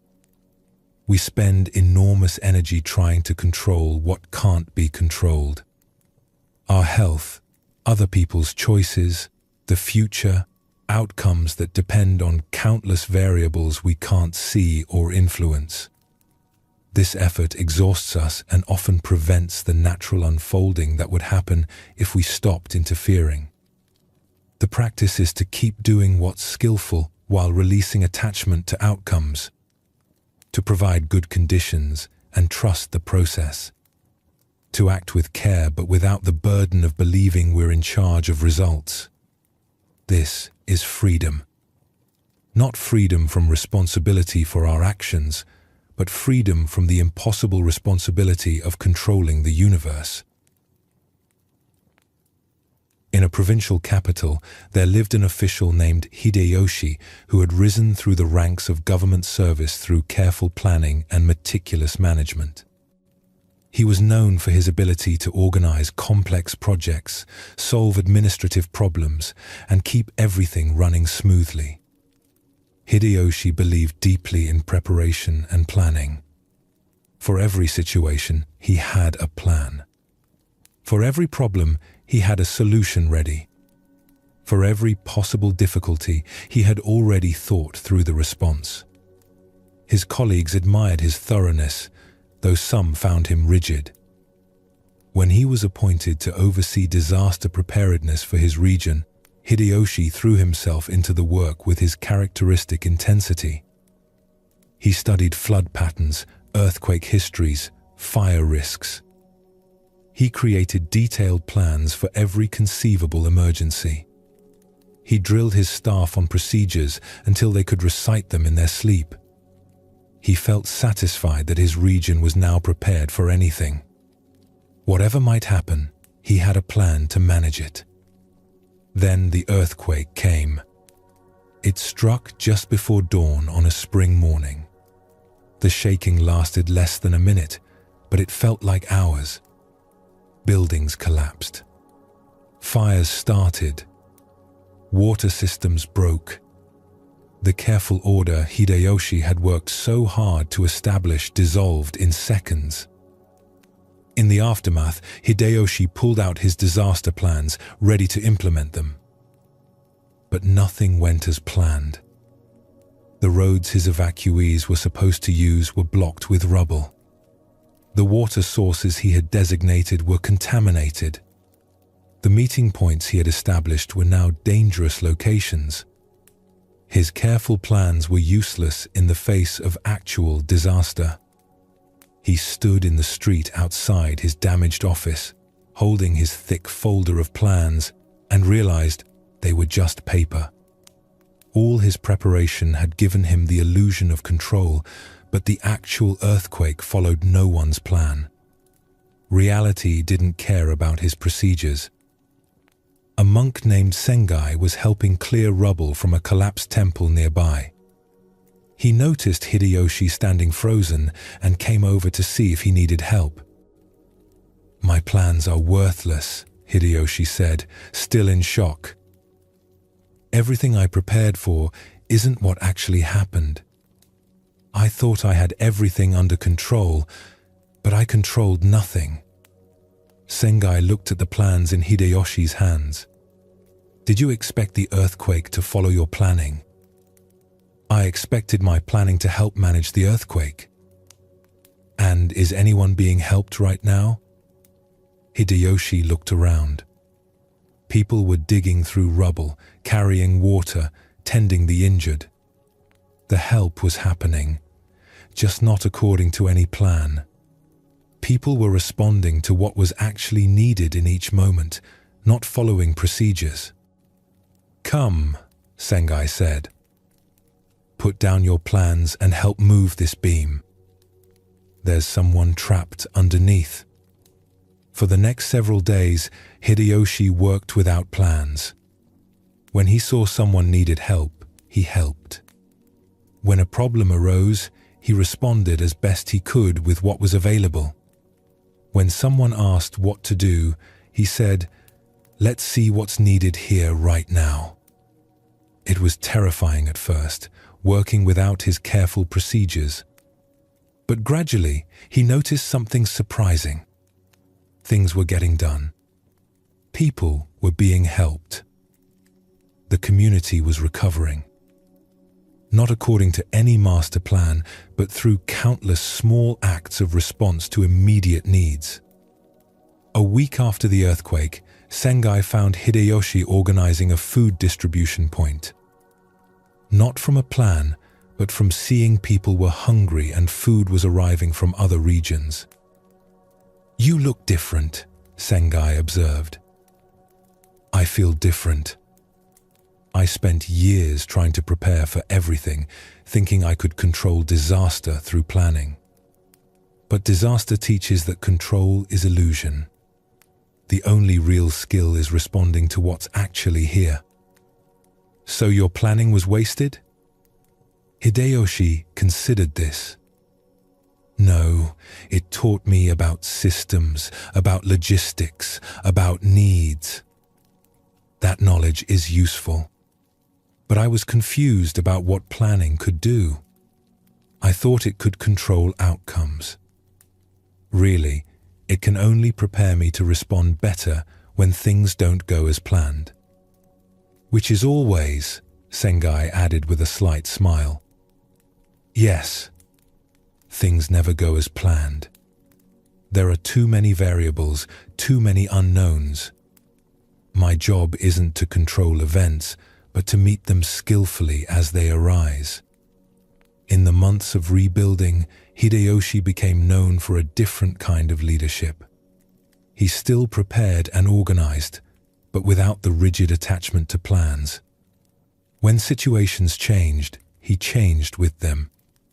When reality didn't match expectations, he worked with reality rather than trying to force it to match his vision. His colleagues noticed that he seemed less stressed, more effective. Paradoxically, by letting go of control, he became better at his work. Years later, when training new officials, Hideyoshi would tell them about the earthquake. "You'll be tempted to think that good planning means controlling outcomes," he would say. "But planning is just thinking ahead. It can't control reality. Reality will always surprise you. Your real skill isn't in making things go according to plan. It's in responding wisely when they don't." He would show them his old disaster plans, the ones that had been useless during the actual disaster. These aren't worthless because they were bad plans. They're worthless because I thought they could control what happened.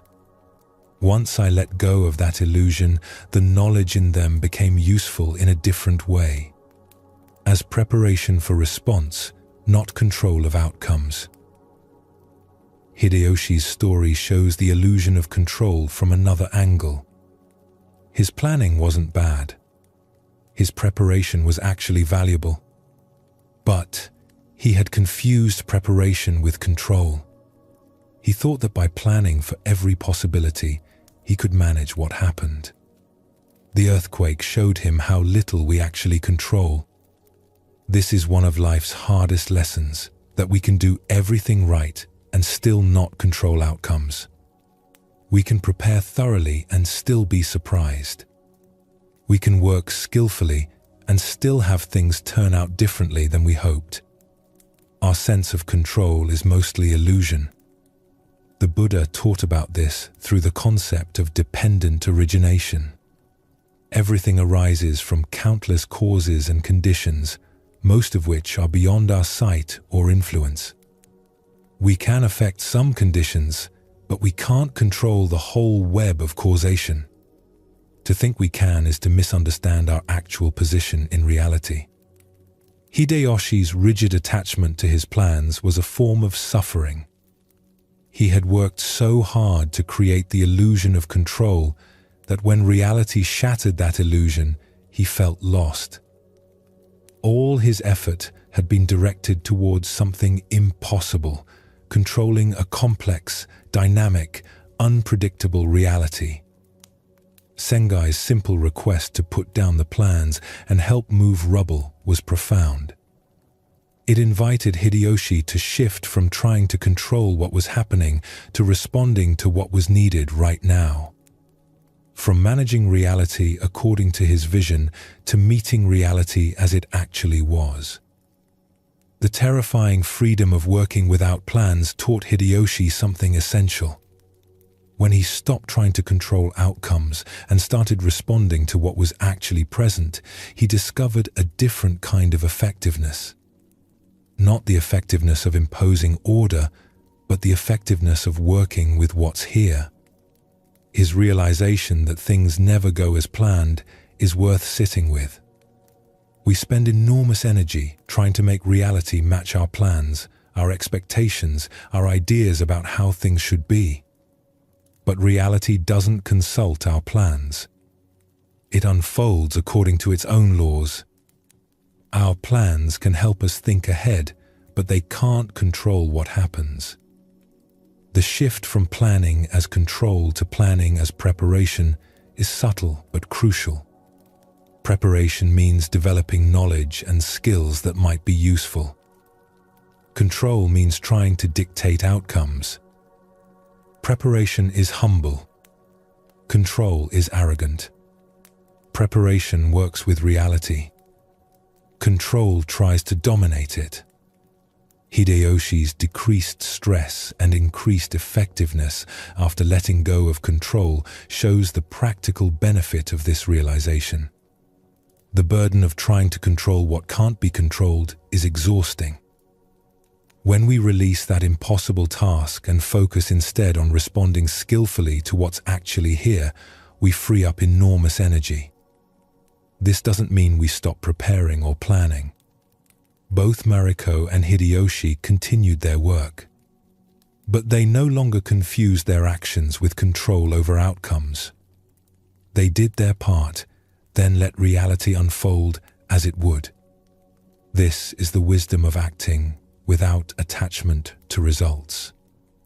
The illusion of control creates suffering in countless ways.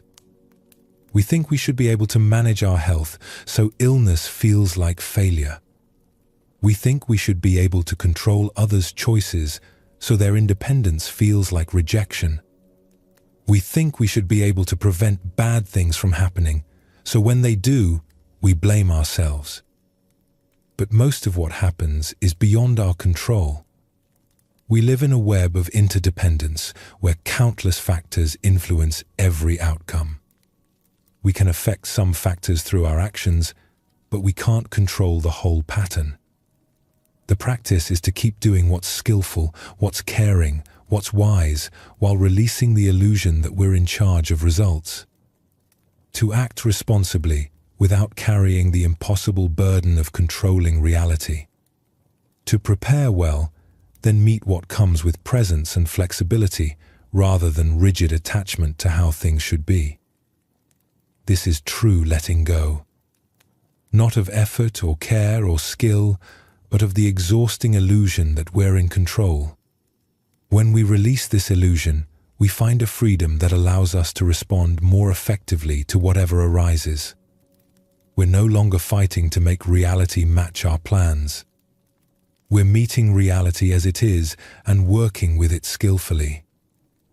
Both Mariko and Hideyoshi discovered that letting go of control didn't make them less effective. It made them more effective because they could finally see and respond to what was actually present rather than trying to force their vision onto reality. The peace they found wasn't in getting better at controlling outcomes. It was in releasing the need to control them at all. There was a scholar named Kaito who lived alone in a small house at the edge of a university town.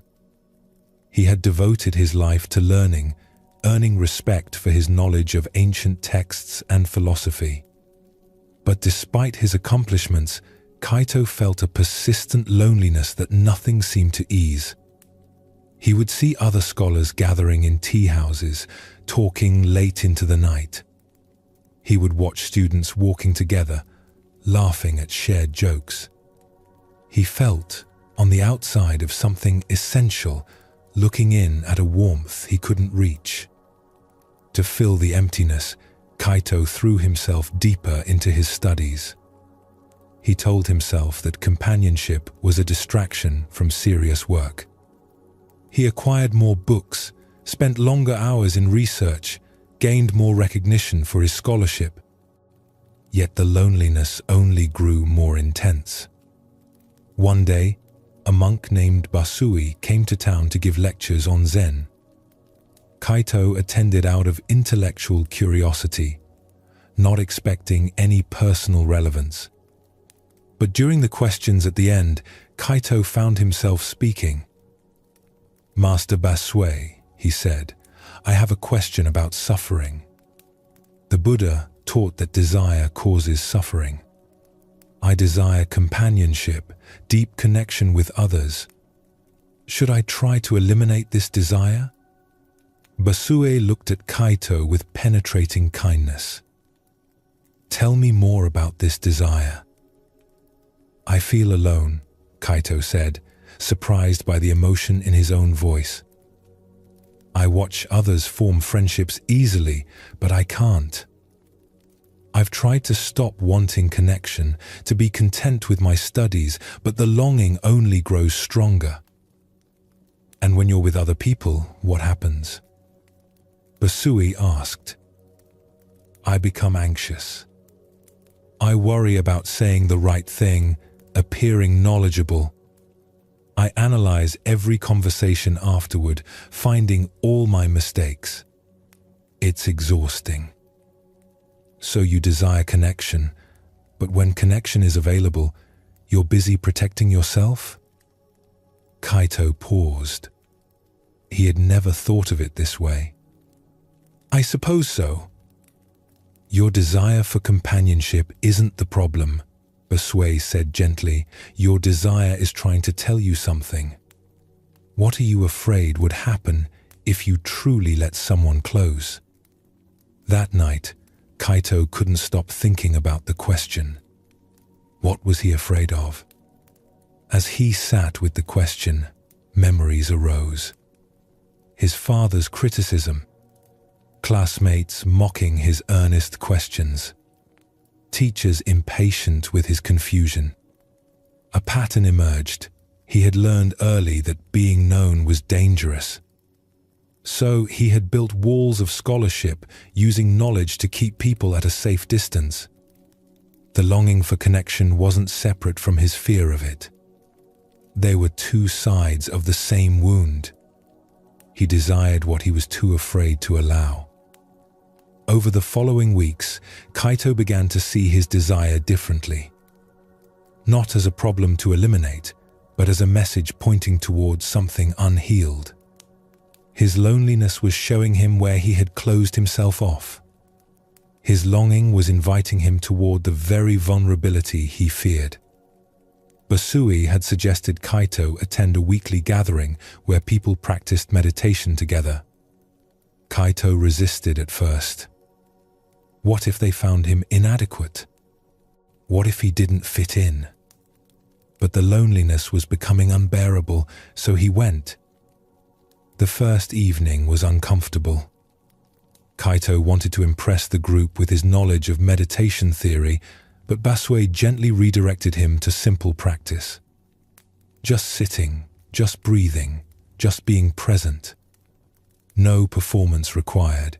After meditation, people shared tea and casual conversation. Kaito's instinct was to lecture about the philosophy behind tea ceremonies, but he caught himself. Instead, he asked someone about their day. He listened without planning his next comment. He let himself not know, not impress, not manage. It felt vulnerable and uncomfortable. It also felt alive in a way his isolated scholarship never had. Over months of attending, Kaito gradually learned to let people see him. Not the impressive scholar, but the actual person who got nervous, who didn't always understand, who sometimes felt lost. To his surprise, this vulnerability didn't drive people away. It invited them closer. One evening, after the group had dissolved into easy conversation, Kaito realized the longing had eased. Not because he had eliminated desire, but because he had finally listened to what the desire was trying to teach him. It wasn't really about wanting friends. It was about needing to heal the fear that kept him isolated. When Busui visited the group some weeks later, Kaito thanked him. "You showed me that my desire wasn't the enemy. It was pointing toward what needed attention." Yes, Busui agreed. We often try to eliminate desires when we should be listening to them. They're messengers, not enemies. Your loneliness was showing you where healing was needed. When you learned to see it this way, it became a teacher instead of torture. But the Buddha taught about overcoming desire, Kaito said. The Buddha taught about seeing through desire, Busui corrected. Seeing what it's really pointing toward. You desired connection, but underneath that was a deeper need to heal your fear of being known. When you addressed the root, the surface craving transformed. It stopped driving you and started guiding you. Years later, Kaito's scholarship deepened in unexpected ways. His understanding of texts became more nuanced because he now understood the human struggles behind the philosophy. And he understood them because he had finally allowed himself to be human, to need, to be vulnerable. When young scholars came to him feeling isolated by their studies, Kaito would tell them about his loneliness and what it taught him. "Don't try to eliminate desire," he would say. "Learn to read it. Every longing is pointing towards something. Sometimes toward healing, sometimes toward growth, sometimes toward understanding you couldn't reach another way. The desire itself is neutral. How you work with it determines whether it causes suffering or leads to freedom." Kaito's story reveals a profound teaching about desire that's often misunderstood. The Buddha did teach that craving causes suffering, but this doesn't mean all desire is bad or that we should try to eliminate every wanting. It means we need to understand what our desires are really about. Kaito's loneliness appeared to be a simple desire for companionship. But when Busui asked him to look deeper, a more complex picture emerged. The desire was pointing towards something that needed healing, his fear of being truly known, the wound that made connection feel dangerous. This is what the Buddha meant by investigating the nature of desire. Not fighting it or trying to suppress it, but looking closely at what it's trying to communicate. Every desire is like a symptom. You can try to eliminate symptoms, or you can listen to what they're telling you about underlying conditions. In Kaito's case, the underlying condition was old pain that made vulnerability feel unsafe. His mind had created a defense, become so knowledgeable, so accomplished that no one could criticize you. But this defense also prevented real connection. So the longing for connection persisted, getting stronger the more he tried to ignore it. This is common. We often chase external things, believing they'll satisfy us, when actually we're trying to fill an internal emptiness or heal an old wound. Kaito thought he needed friends. What he really needed was to heal the fear that prevented friendship. When Basui pointed out that Kaito was protecting himself even when connection was available, he was showing how desire and fear often work together. We want something, but we're also defending against it. This creates a kind of suffering that can't be resolved by getting what we think we want, because our defense prevents us from actually receiving it. The teaching here isn't to eliminate desire, but to use it as a mirror. What is this longing showing me about myself? What wound is it pointing toward? What healing is trying to happen? When we ask these questions, desire transforms from an enemy into a teacher. Kaito's shift from trying to impress people to allowing himself to be vulnerable was crucial. His fear had convinced him that being known was dangerous, so he hid behind accomplishment. But real connection requires being seen, including the parts we're not proud of. When he risked this vulnerability, he discovered that his fear was outdated. People didn't reject him for being human. They connected with him because of it. This is often how healing happens with desire. We discover that what we feared isn't actually dangerous now, even if it was dangerous once. Kaito's childhood taught him that being known led to criticism. His adult experience showed him something different, but he couldn't learn this without risking vulnerability. The Buddha's teaching about the middle way applies here. Not indulging every desire blindly, but not trying to eliminate all desire through force. Instead, using desire as information. What is this wanting telling me? What am I really seeking? What pain am I trying to soothe or avoid? Basui's distinction between overcoming desire and seeing through it is important. Overcoming suggests fighting, conquering, eliminating. Seeing through means understanding what the desire is really about, which often transforms it naturally. Kaito didn't overcome his loneliness through force of will. He saw through it to the underlying fear, and when he addressed that fear, the loneliness transformed. This doesn't mean all desires disappear when we understand them.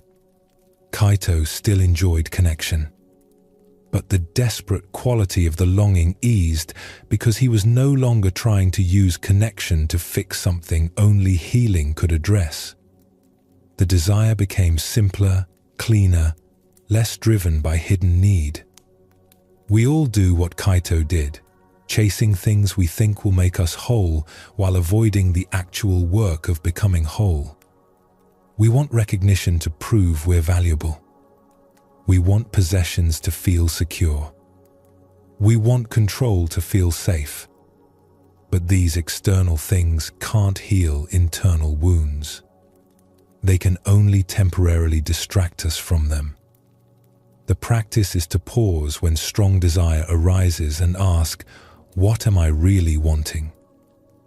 Often the surface desire is a symbol for something deeper. We don't really want the expensive car. We want to feel successful. We don't really want that person's approval.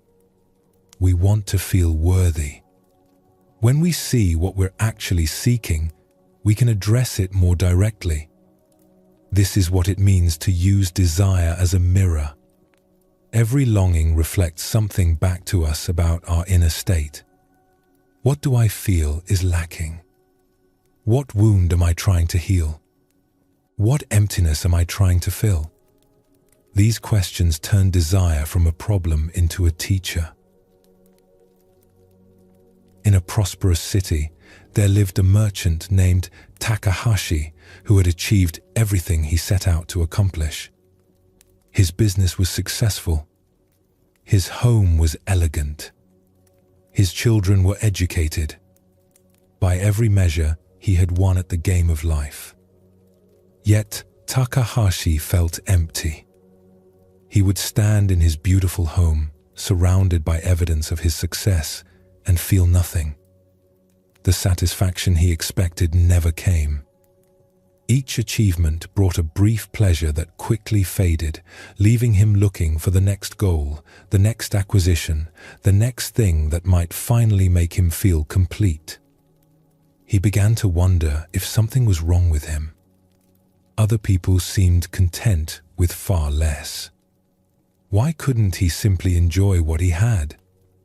One day, an old family friend named Master NK came to visit. They had known each other since childhood, but their paths had diverged. Takahashi had pursued wealth. NK had become a Zen monk. They hadn't spoken in years. As they drank tea in Takahashi's elegant receiving room, NK asked about his life. Takahashi found himself speaking honestly in a way he rarely did. "I've achieved everything I wanted," he said. "Yet I feel nothing. Each success feels hollow. I keep thinking the next thing will be different, but it never is. What's wrong with me?" NK was quiet for a long moment. "Nothing is wrong with you. You're discovering what the Buddha taught, that external accomplishment can't fill internal emptiness. So I should give everything up? Live like a monk? That's not what I said. Tell me, what were you hoping these accomplishments would give you?" Takahashi had never asked himself this directly. "I suppose, to feel worthy. To prove I was valuable. To silence the voice that said I wasn't enough." And did they? For a moment, maybe. Then the voice returns, louder than before. "Because external success can't change internal beliefs," NK said gently. "You've been trying to fix a spiritual problem with material solutions, like treating thirst by painting pictures of water." Takahashi felt something crack open inside him. He had spent 30 years chasing achievements, believing they would make him feel differently about himself. But the unworthiness he felt as a child was still there, unchanged by all his success. "The emptiness you feel," NK continued, "isn't a problem to solve. It's pointing towards something. What is it showing you?" Takahashi sat with the question. What was the emptiness showing him? That external things couldn't change how he felt inside. That he had been looking in the wrong place for the wrong thing. That maybe, possibly, the sense of being incomplete was itself the illusion. "I've been chasing fullness," Takahashi said slowly, "trying to fill an emptiness I thought was real. But maybe the emptiness is just a belief. Maybe I was never actually lacking anything?" NK smiled. "Now you're beginning to see. The Buddha taught that we suffer because we believe we're incomplete and that something outside ourselves can complete us. But we were always whole. The sense of lack is just a thought, not truth." Over the following months, Takahashi began sitting in meditation with Enkei's guidance. It was uncomfortable at first, sitting still without accomplishing anything. His mind wanted to plan, to achieve, to prove. But gradually, in the stillness, he began to notice something. When he wasn't trying to become something or achieve something, when he simply sat and breathed, there was a quality of okayness. Nothing special, nothing exciting. Just a basic sense that in this moment, without adding or subtracting anything, life was happening and it was enough. This didn't mean his business suddenly lost meaning or that his accomplishments were worthless. But they stopped being things he needed in order to be okay. They became things he did, not things that defined his worth. One day, walking through his home, Takahashi felt genuinely pleased by its beauty. Not because it proved anything about him, but simply because it was beautiful. The shift was subtle but profound. He had been using his home to convince himself he was valuable. Now he could just appreciate it as it was. When young merchants came to him for advice, eager to learn his secrets of success, Takahashi would often surprise them by talking about emptiness and desire rather than business strategies. "I achieved everything I thought I wanted," he would tell them, "and discovered it couldn't give me what I was really seeking. You'll probably need to learn this for yourself. But maybe you can learn it a bit sooner than I did. The emptiness you're trying to fill isn't real. You don't need to complete yourself. You need to see that you were never incomplete." Takahashi's story shows another dimension of what desire teaches. His achievements were real. His success was genuine. But he had been using external accomplishments to try to change how he felt internally. This never works because the two operate on different levels. The Buddha taught that much of our suffering comes from this confusion. We believe that getting, having, and achieving will make us feel complete. But the sense of incompleteness isn't based on what we lack externally. It's based on a misunderstanding of what we are. Takahashi's question, "What's wrong with me?" is one many people ask when external success doesn't bring expected happiness. The answer isn't that something is wrong, but that we're looking for happiness in the wrong place. We're trying to use the material world to fix a spiritual misunderstanding. Enkei's image of treating thirst by painting pictures of water captures this perfectly. No amount of painted water will quench real thirst. Similarly, no amount of external success will resolve internal feelings of unworthiness or incompleteness. The categories don't match. It's like trying to solve a math problem with a hammer. The crucial insight came when Takahashi recognized that he was trying to silence a voice that said he wasn't enough. This voice, this belief in his own inadequacy, couldn't be changed by achievement. It could only be seen through. The belief itself was the problem, not the lack of accomplishment. This is what the Buddha meant by investigating the nature of suffering. Takahashi's suffering wasn't caused by lacking things. He had plenty. His suffering was caused by believing that having more would make him feel differently about himself. This belief kept him on a treadmill, always chasing the next thing, never arriving at the satisfaction he sought. When Enkei asked what the emptiness was showing him, he was inviting Takahashi to use his dissatisfaction as a teacher. The emptiness wasn't a flaw to fix, but a pointer toward truth. It was showing him that external things can't resolve internal beliefs, that he was looking in the wrong place. The realization that the sense of lack might be the illusion was transformative. Takahashi had assumed his feelings of incompleteness were based on reality, that he actually was missing something. But what if the feeling was just a learned belief with no basis in truth? This is one of Buddhism's most radical teachings, that the fundamental sense of being incomplete, of lacking something essential, is not true.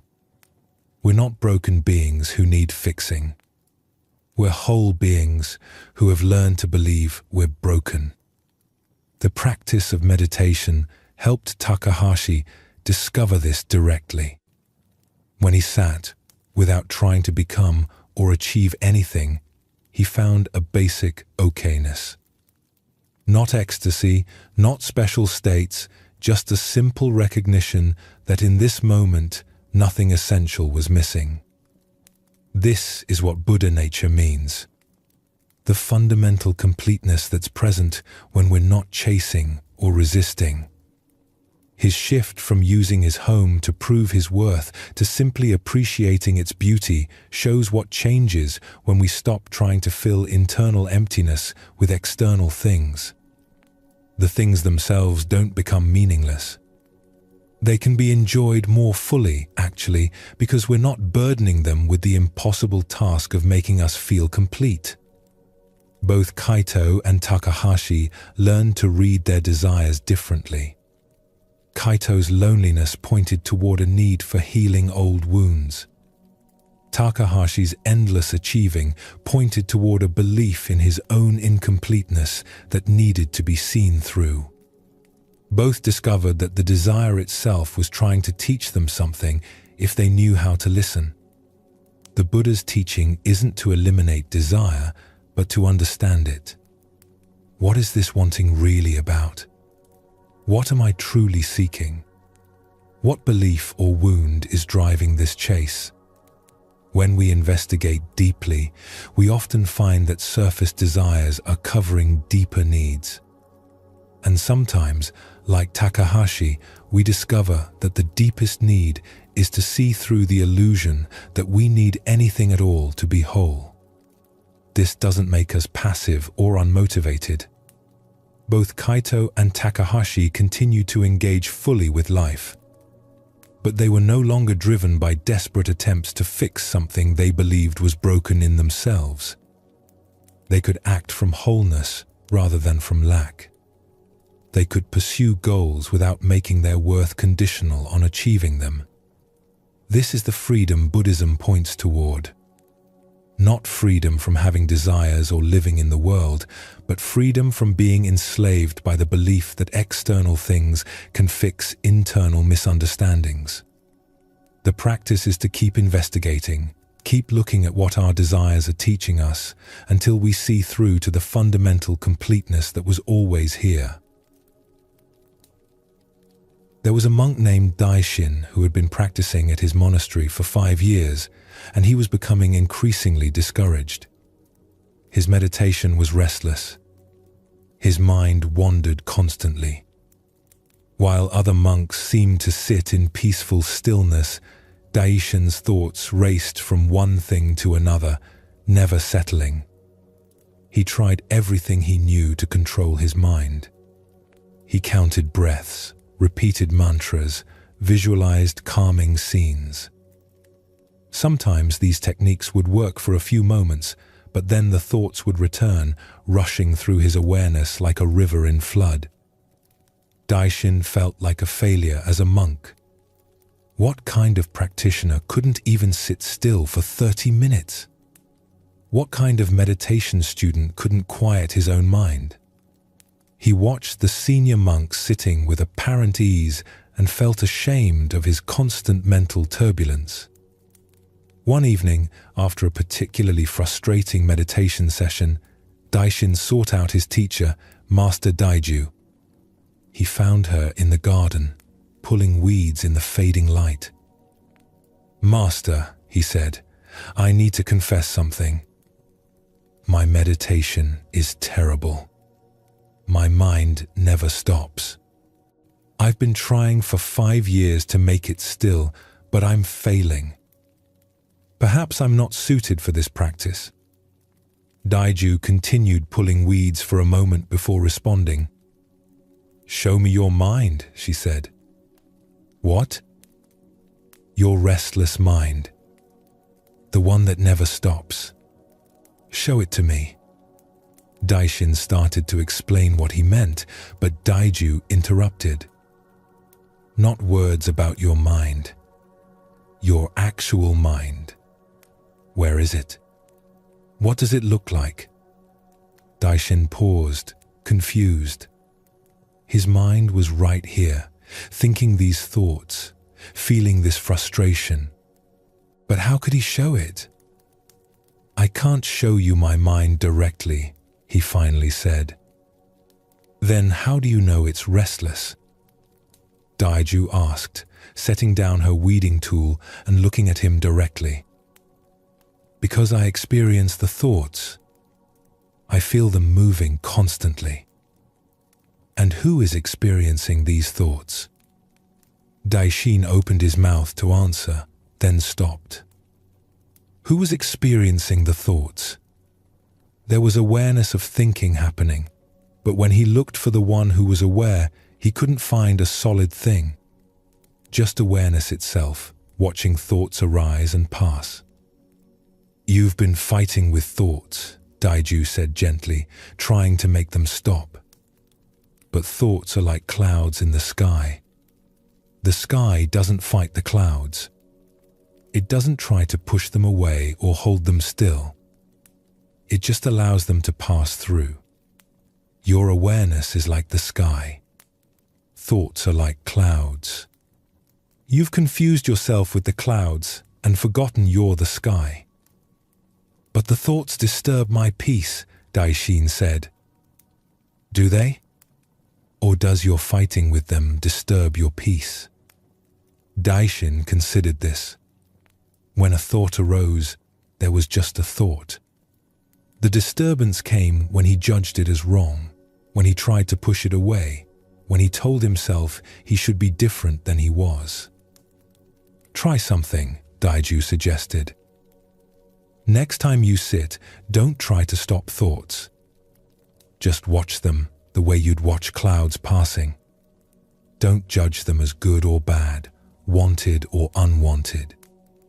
Just see that they arise, exist for a moment, and pass away. See if the watching itself is disturbed or only your idea about how meditation should be. That evening, Daishin tried this approach. He sat for meditation, expecting nothing, trying to control nothing. When a thought arose about dinner, he just noticed it. There's a thought about dinner. When a memory surfaced, he noted it. There's a memory. When planning started, he observed it. There's planning happening. Something remarkable occurred. The thoughts didn't stop, but they no longer bothered him. They arose and passed like clouds, just as Daiju had said. And underneath all the mental weather, there was a quality of stillness that had been there all along, hidden by his efforts to create it. The thoughts weren't the problem. His fighting with them had been the problem. Over the following weeks, Daishin's practice transformed. He stopped trying to achieve a particular state and started simply being present to whatever state was already occurring. Sometimes his mind was relatively quiet. Sometimes it was busy. Neither was better or worse. Both were just weather in the sky of awareness. One day, during a particularly active meditation where thoughts were coming rapidly, Daishin found himself smiling. He could see clearly now that the awareness watching the thoughts was completely undisturbed by them. Thoughts were movement in the mind, but awareness itself remained still, like the deep ocean remaining calm even while waves move on the surface. After meditation, he sought out Daiju again. I think I understand now, he said. I was trying to stop thoughts so I could find peace. But peace was already here, watching the thoughts. I couldn't see it because I was too busy fighting. Yes, Daiju nodded. This is what Zen points toward. Not a special state we have to create, but the natural awareness that's always present, whether thoughts are moving or still, whether feelings are pleasant or uncomfortable, whether circumstances are easy or difficult. When you stop demanding that experience be different than it is, you discover the peace that was here all along. But doesn't practice mean trying to improve? Daishin asked. To become more peaceful, more concentrated? Practice means learning to see what's true, Daiju replied. Sometimes concentration develops. Sometimes insight arises. Sometimes nothing special happens. All of this is practice. The trying to become something better was preventing you from seeing what you already are. Years later, when Daishin taught his own students, many would come to him with the same complaint he once had, that their minds were too active, that they couldn't achieve the peaceful states they thought meditation should bring. Daishin would smile, remembering his own struggle. Your mind isn't the problem, he would tell them. The problem is the idea that your mind should be different. Stop fighting what's happening. Just watch it. Thoughts arise. Let them. Thoughts pass. Let them. You are not the thoughts. You are the awareness in which thoughts appear and disappear. That awareness doesn't need to be fixed or improved. It's already complete. When students protested that this seemed too easy, that surely they needed to do something more, Daishin would ask them the same question Daiju had asked him, show me the problem that needs fixing. And when they looked for a solid problem, they would find only thoughts about problems, judgments about experience, ideas about how things should be. The actual present moment, when met without resistance, contained no problem at all. Daishin's story reveals something that takes most practitioners years to understand. The peace we seek isn't something we need to create. It's something we need to stop obscuring. His 5 years of struggle came from a fundamental misunderstanding. He thought meditation was about making thoughts stop. But thoughts arise and pass naturally, like waves on water. Trying to make the ocean perfectly still is both impossible and unnecessary. The depth beneath the waves is already still. When Daiju asked him to show her his mind, she was pointing to something essential. We talk about my mind as if it were a thing we possess, a problem we need to fix. But when we look for this solid mind thing, what do we find? Just awareness and the experiences arising within it. There's no separate entity that needs improvement. The Buddha taught about this through the concept of non-self. What we call I or my mind is actually a process, not a thing. Thoughts arise based on conditions, exist briefly, then pass away. There's no solid self having these thoughts, just the flow of experience itself. Daishin was identifying with the thoughts, the clouds. He thought he was the mental weather and that the weather needed to be perfect for him to be okay. But Daiju helped him see that he was actually the sky, the awareness in which all weather appears. The sky is never disturbed by clouds, rain, or sunshine. It allows all weather equally. This teaching about clouds and sky is one of Zen's most helpful images. Our thoughts, feelings, and experiences are constantly changing, constantly moving. But the awareness that knows them remains unchanged. Learning to rest in that awareness instead of identifying with the passing contents is the heart of practice. Daishin's discovery that fighting thoughts caused more disturbance than the thoughts themselves is crucial. The thoughts themselves are neutral. They arise, exist briefly, pass away. The suffering comes from our relationship with them, wanting them to stop, judging them as problems, believing we shouldn't be experiencing what we're experiencing. When he stopped fighting and simply watched, the thoughts continued, but the disturbance ended. This shows that peace isn't in the absence of thoughts, but in the presence of acceptance. We can be at peace with an active mind or a quiet mind. The mind state isn't what determines our peace. This applies far beyond meditation. We're constantly fighting with our experience, wanting things to be different than they are. We think we'll be happy when circumstances change, when we feel different, when problems are solved. But when things are different, happiness never arrives because there's always something else that's not quite right. The alternative is learning to rest in what is.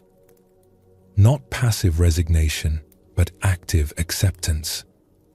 Seeing things as they actually are, rather than through the filter of how they should be. This doesn't mean we stop working to improve situations or grow as people. It means we stop making our peace conditional on everything being perfect. Daiju's teaching that practice means learning to see what's true rather than becoming something better is profound. We approach spiritual practice thinking we're broken beings who need fixing. But Zen points to the possibility that we're already complete, already whole, just confused about our nature. The trying to become better, more peaceful, more enlightened is often what prevents us from recognizing what we already are. It's like searching frantically for the glasses sitting on your head. The searching itself is the only problem. This doesn't mean practice is unnecessary or that nothing changes. Daishin did develop clarity and peace through his practice. But the development came through seeing, not through force. Through acceptance, not through resistance. Through letting go of the idea that he needed to be different. When he could simply be present to his experience as it was, without the overlay of judgment and resistance, he discovered peace he had been there all along. Not a special state achieved through effort, but the natural state revealed when effort is released. In a small temple in the mountains, there was a master named Daiju who taught in an unusual way. Unlike teachers who emphasized strict meditation schedules and formal practice, Daiju seemed to find teaching moments in ordinary activities. Washing dishes, sweeping floors, preparing meals, all of these were practice in her view. Students came from other monasteries, specifically to study with her, curious about her methods. Among them was a young monk named Ryo, who had spent 3 years at a rigorous monastery where everything was about discipline and perfection. Every meditation posture had to be exact. Every ritual had to be performed flawlessly. Every moment was about doing things correctly. Ryo arrived at Daiju's temple expecting similar strictness. Instead, he found an atmosphere of relaxed attention.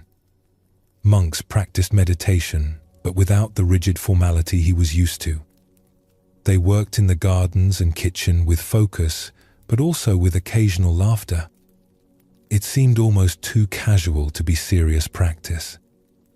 During his first meditation session, Ryo sat with perfect posture, counting his breaths with intense concentration.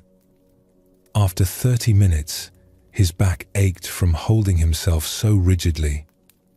He noticed other monks sitting more naturally, their postures upright, but not forced. One monk even shifted position mid-session, something that would have been forbidden at his old monastery. After meditation, Ryo spoke with Daiju.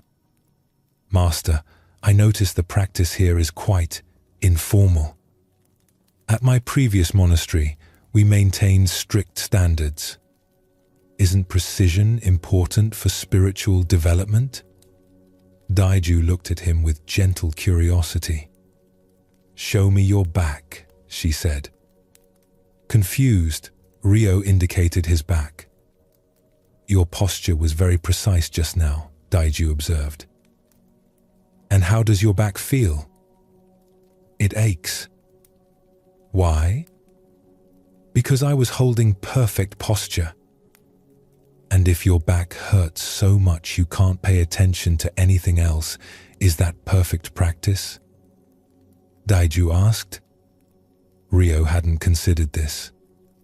He had been taught that discomfort was part of training, that pushing through pain built discipline.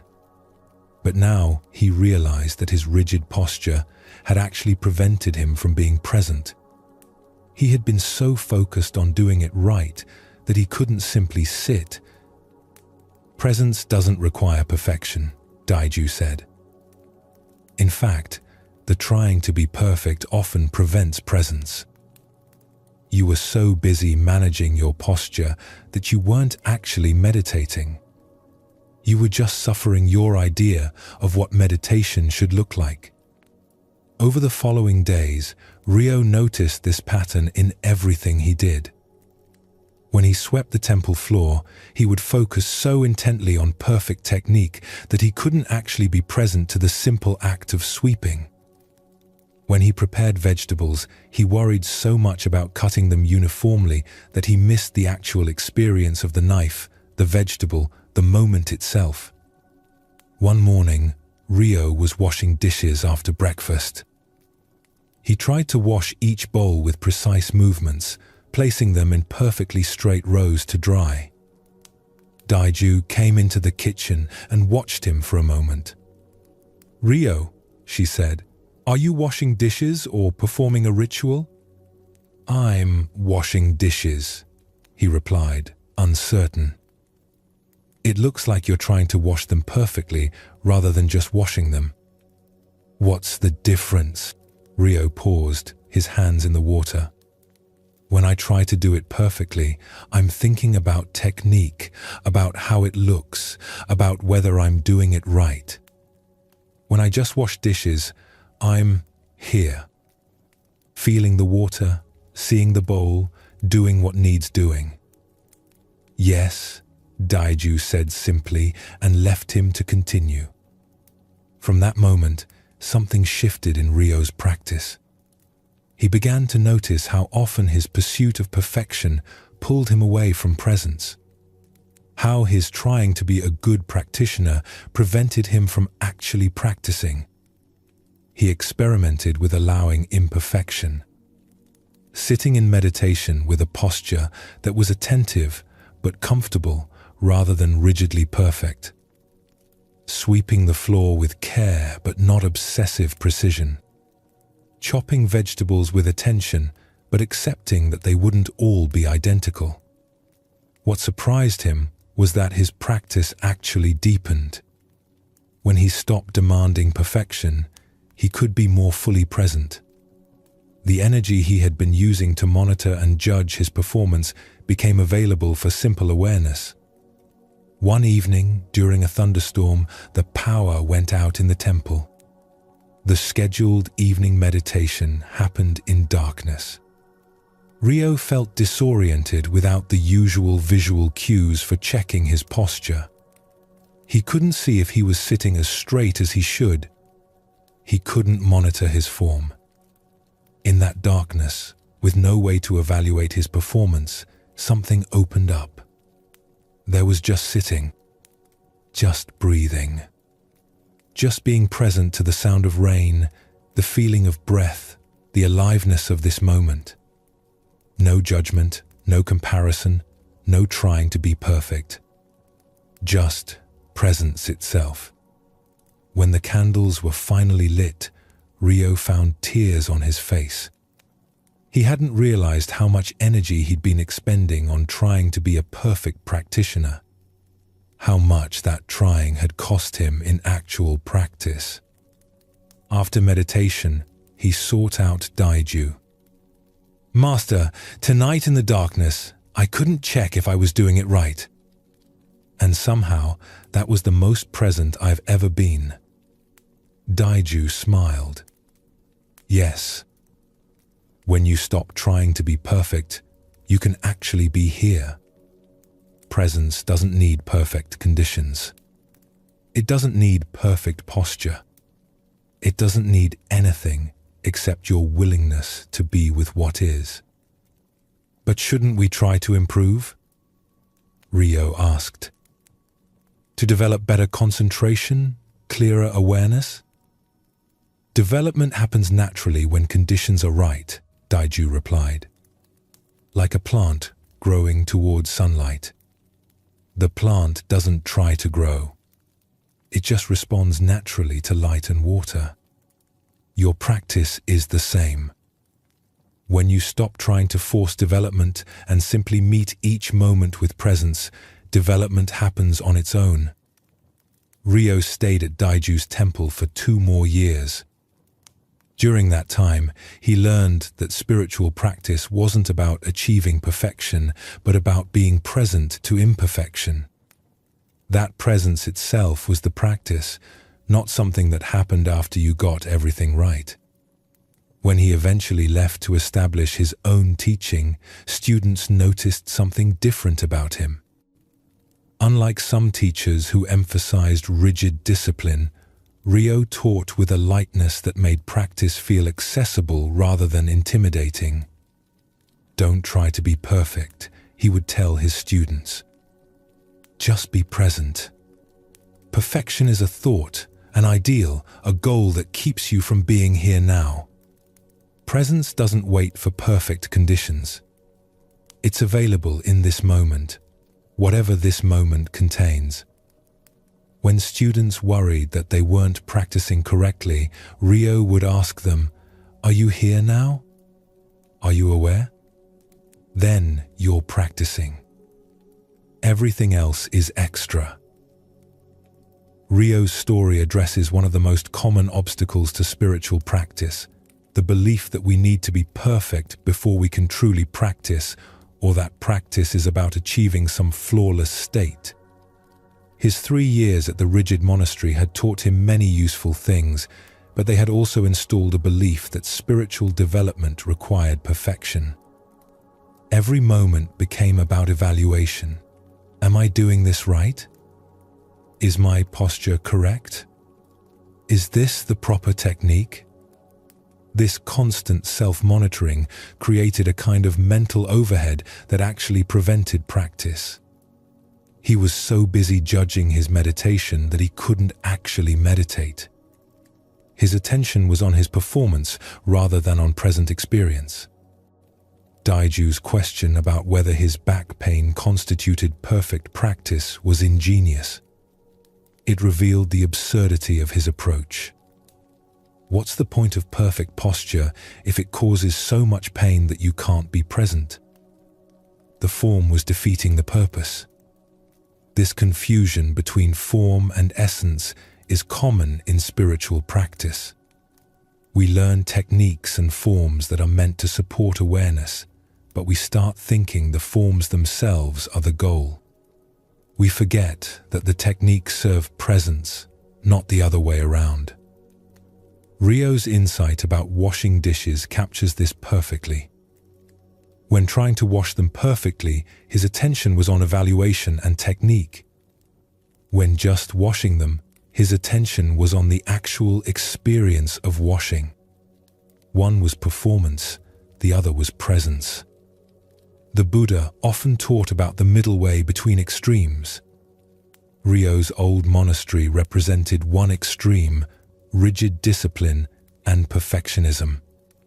Daiju taught the middle way, attentive practice without rigid attachment to form, care without obsession, effort without force. The thunderstorm meditation was a gift because it removed Rio's ability to monitor his performance. In the darkness, he couldn't check his posture or compare himself to others. He could only be present to the actual experience of sitting.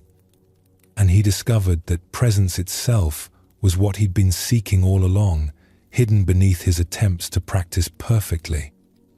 This reveals something important about spiritual development.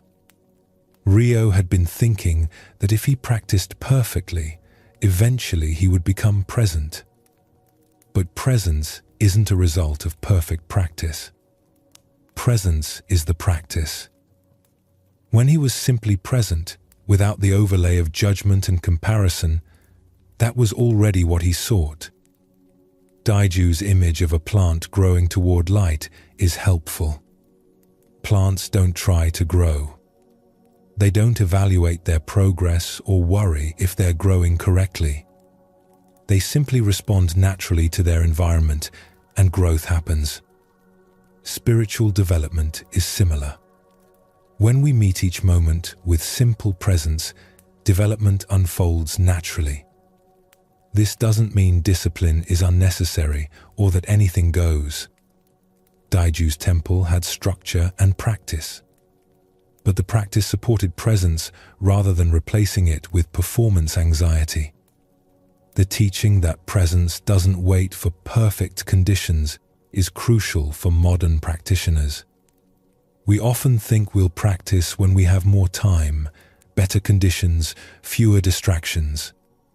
But presence is always available, right now, in whatever conditions actually exist. Both Daishin and Ryo learned the same essential truth, that what we seek in spiritual practice isn't something we need to achieve through perfect performance. It's something we discover by letting go of our demands for how practice should be. Daishin learned to stop fighting his thoughts. Ryo learned to stop demanding perfection. Both discovered that presence itself, the simple awareness of what is, was what they'd been seeking all along through their various efforts. This is what it means to rest in what is. Not passive acceptance that leads nowhere, but active presence that meets each moment as it actually is, rather than as we think it should be. This presence doesn't require perfect conditions, perfect practice, or perfect understanding. It only requires our willingness to be here now with whatever is actually occurring. As you've journeyed through these stories tonight, you've encountered different faces of the same truth. Hiroshi learning to release the past. Kenjiro discovering freedom when his spiritual collection was taken. Takeo realizing that seeds don't need anxious checking. Misaki finding that her best work came when she stopped forcing.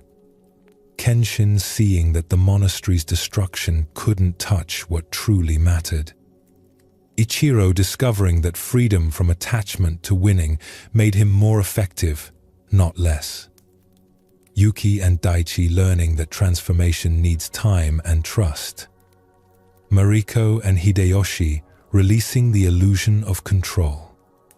Kaito and Takahashi using desire as a mirror to see what truly needed attention. Daishin and Ryo discovering that presence doesn't require perfect conditions or perfect practice.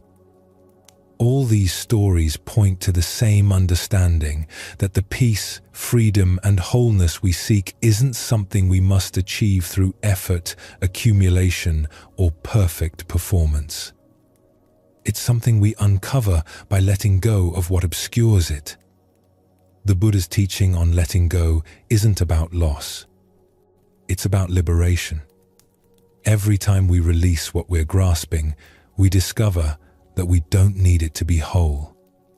Every time we let go of control, we find a deeper trust. Every time we stop demanding perfection, we find presence already here. This is the wisdom Zen has preserved for centuries, that what you seek, you already are. The awareness witnessing these words right now is the same awareness that was here before you read them and will be here after. It doesn't need improvement. It doesn't need to be fixed or achieved or perfected. It only needs to be recognized. As you allow yourself to rest now, you can let go of everything these stories have pointed toward. Let go of trying to remember the lessons. Let go of working to understand. Let go of managing this moment or planning the next. All that effort, all that trying, all that grasping can be released just for these hours. You've spent this time learning about letting go. Now you can practice it directly. Let go of being someone who needs to achieve something. Let go of the day behind you and the day ahead. Let go of problems that require solving and plans that need making. For now, simply rest in the awareness that's here when everything else is released. This awareness doesn't sleep in the usual sense. It remains quiet and still even as the body rests and dreams arise and pass. It's been here all along, watching your life unfold, unchanged by success or failure, gain or loss, achievement or disappointment. The peace you've been seeking through all your efforts is simply this awareness, recognized and allowed to be what it is. Not made better, not improved, not achieved. Just recognized. Just allowed. Just here. Rest in that now. The stories are complete. The teachings have been offered. What remains is simply this moment, this breath, this gentle allowing of what is.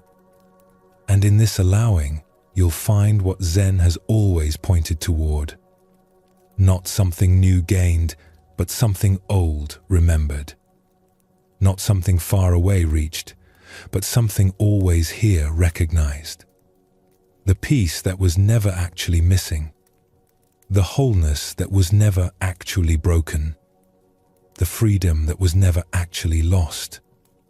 Tonight you've learned what countless practitioners before you discovered, that letting go isn't about losing what matters. It's about releasing what never served you. The grasping, the forcing, the demanding that life be different than it is. When these fall away, what remains is simpler, lighter, more true. You don't need to carry these teachings into sleep. You don't need to remember the stories or practice the lessons. They've already done their work by pointing you back to what was always here. Now you can let even the teachings themselves go. Let your breath settle into its natural rhythm. Let your body sink deeper into rest. Let your mind release its hold on everything, including the idea that you need to hold anything at all. Sleep well, and thank you for joining us here at Sleepy Monk.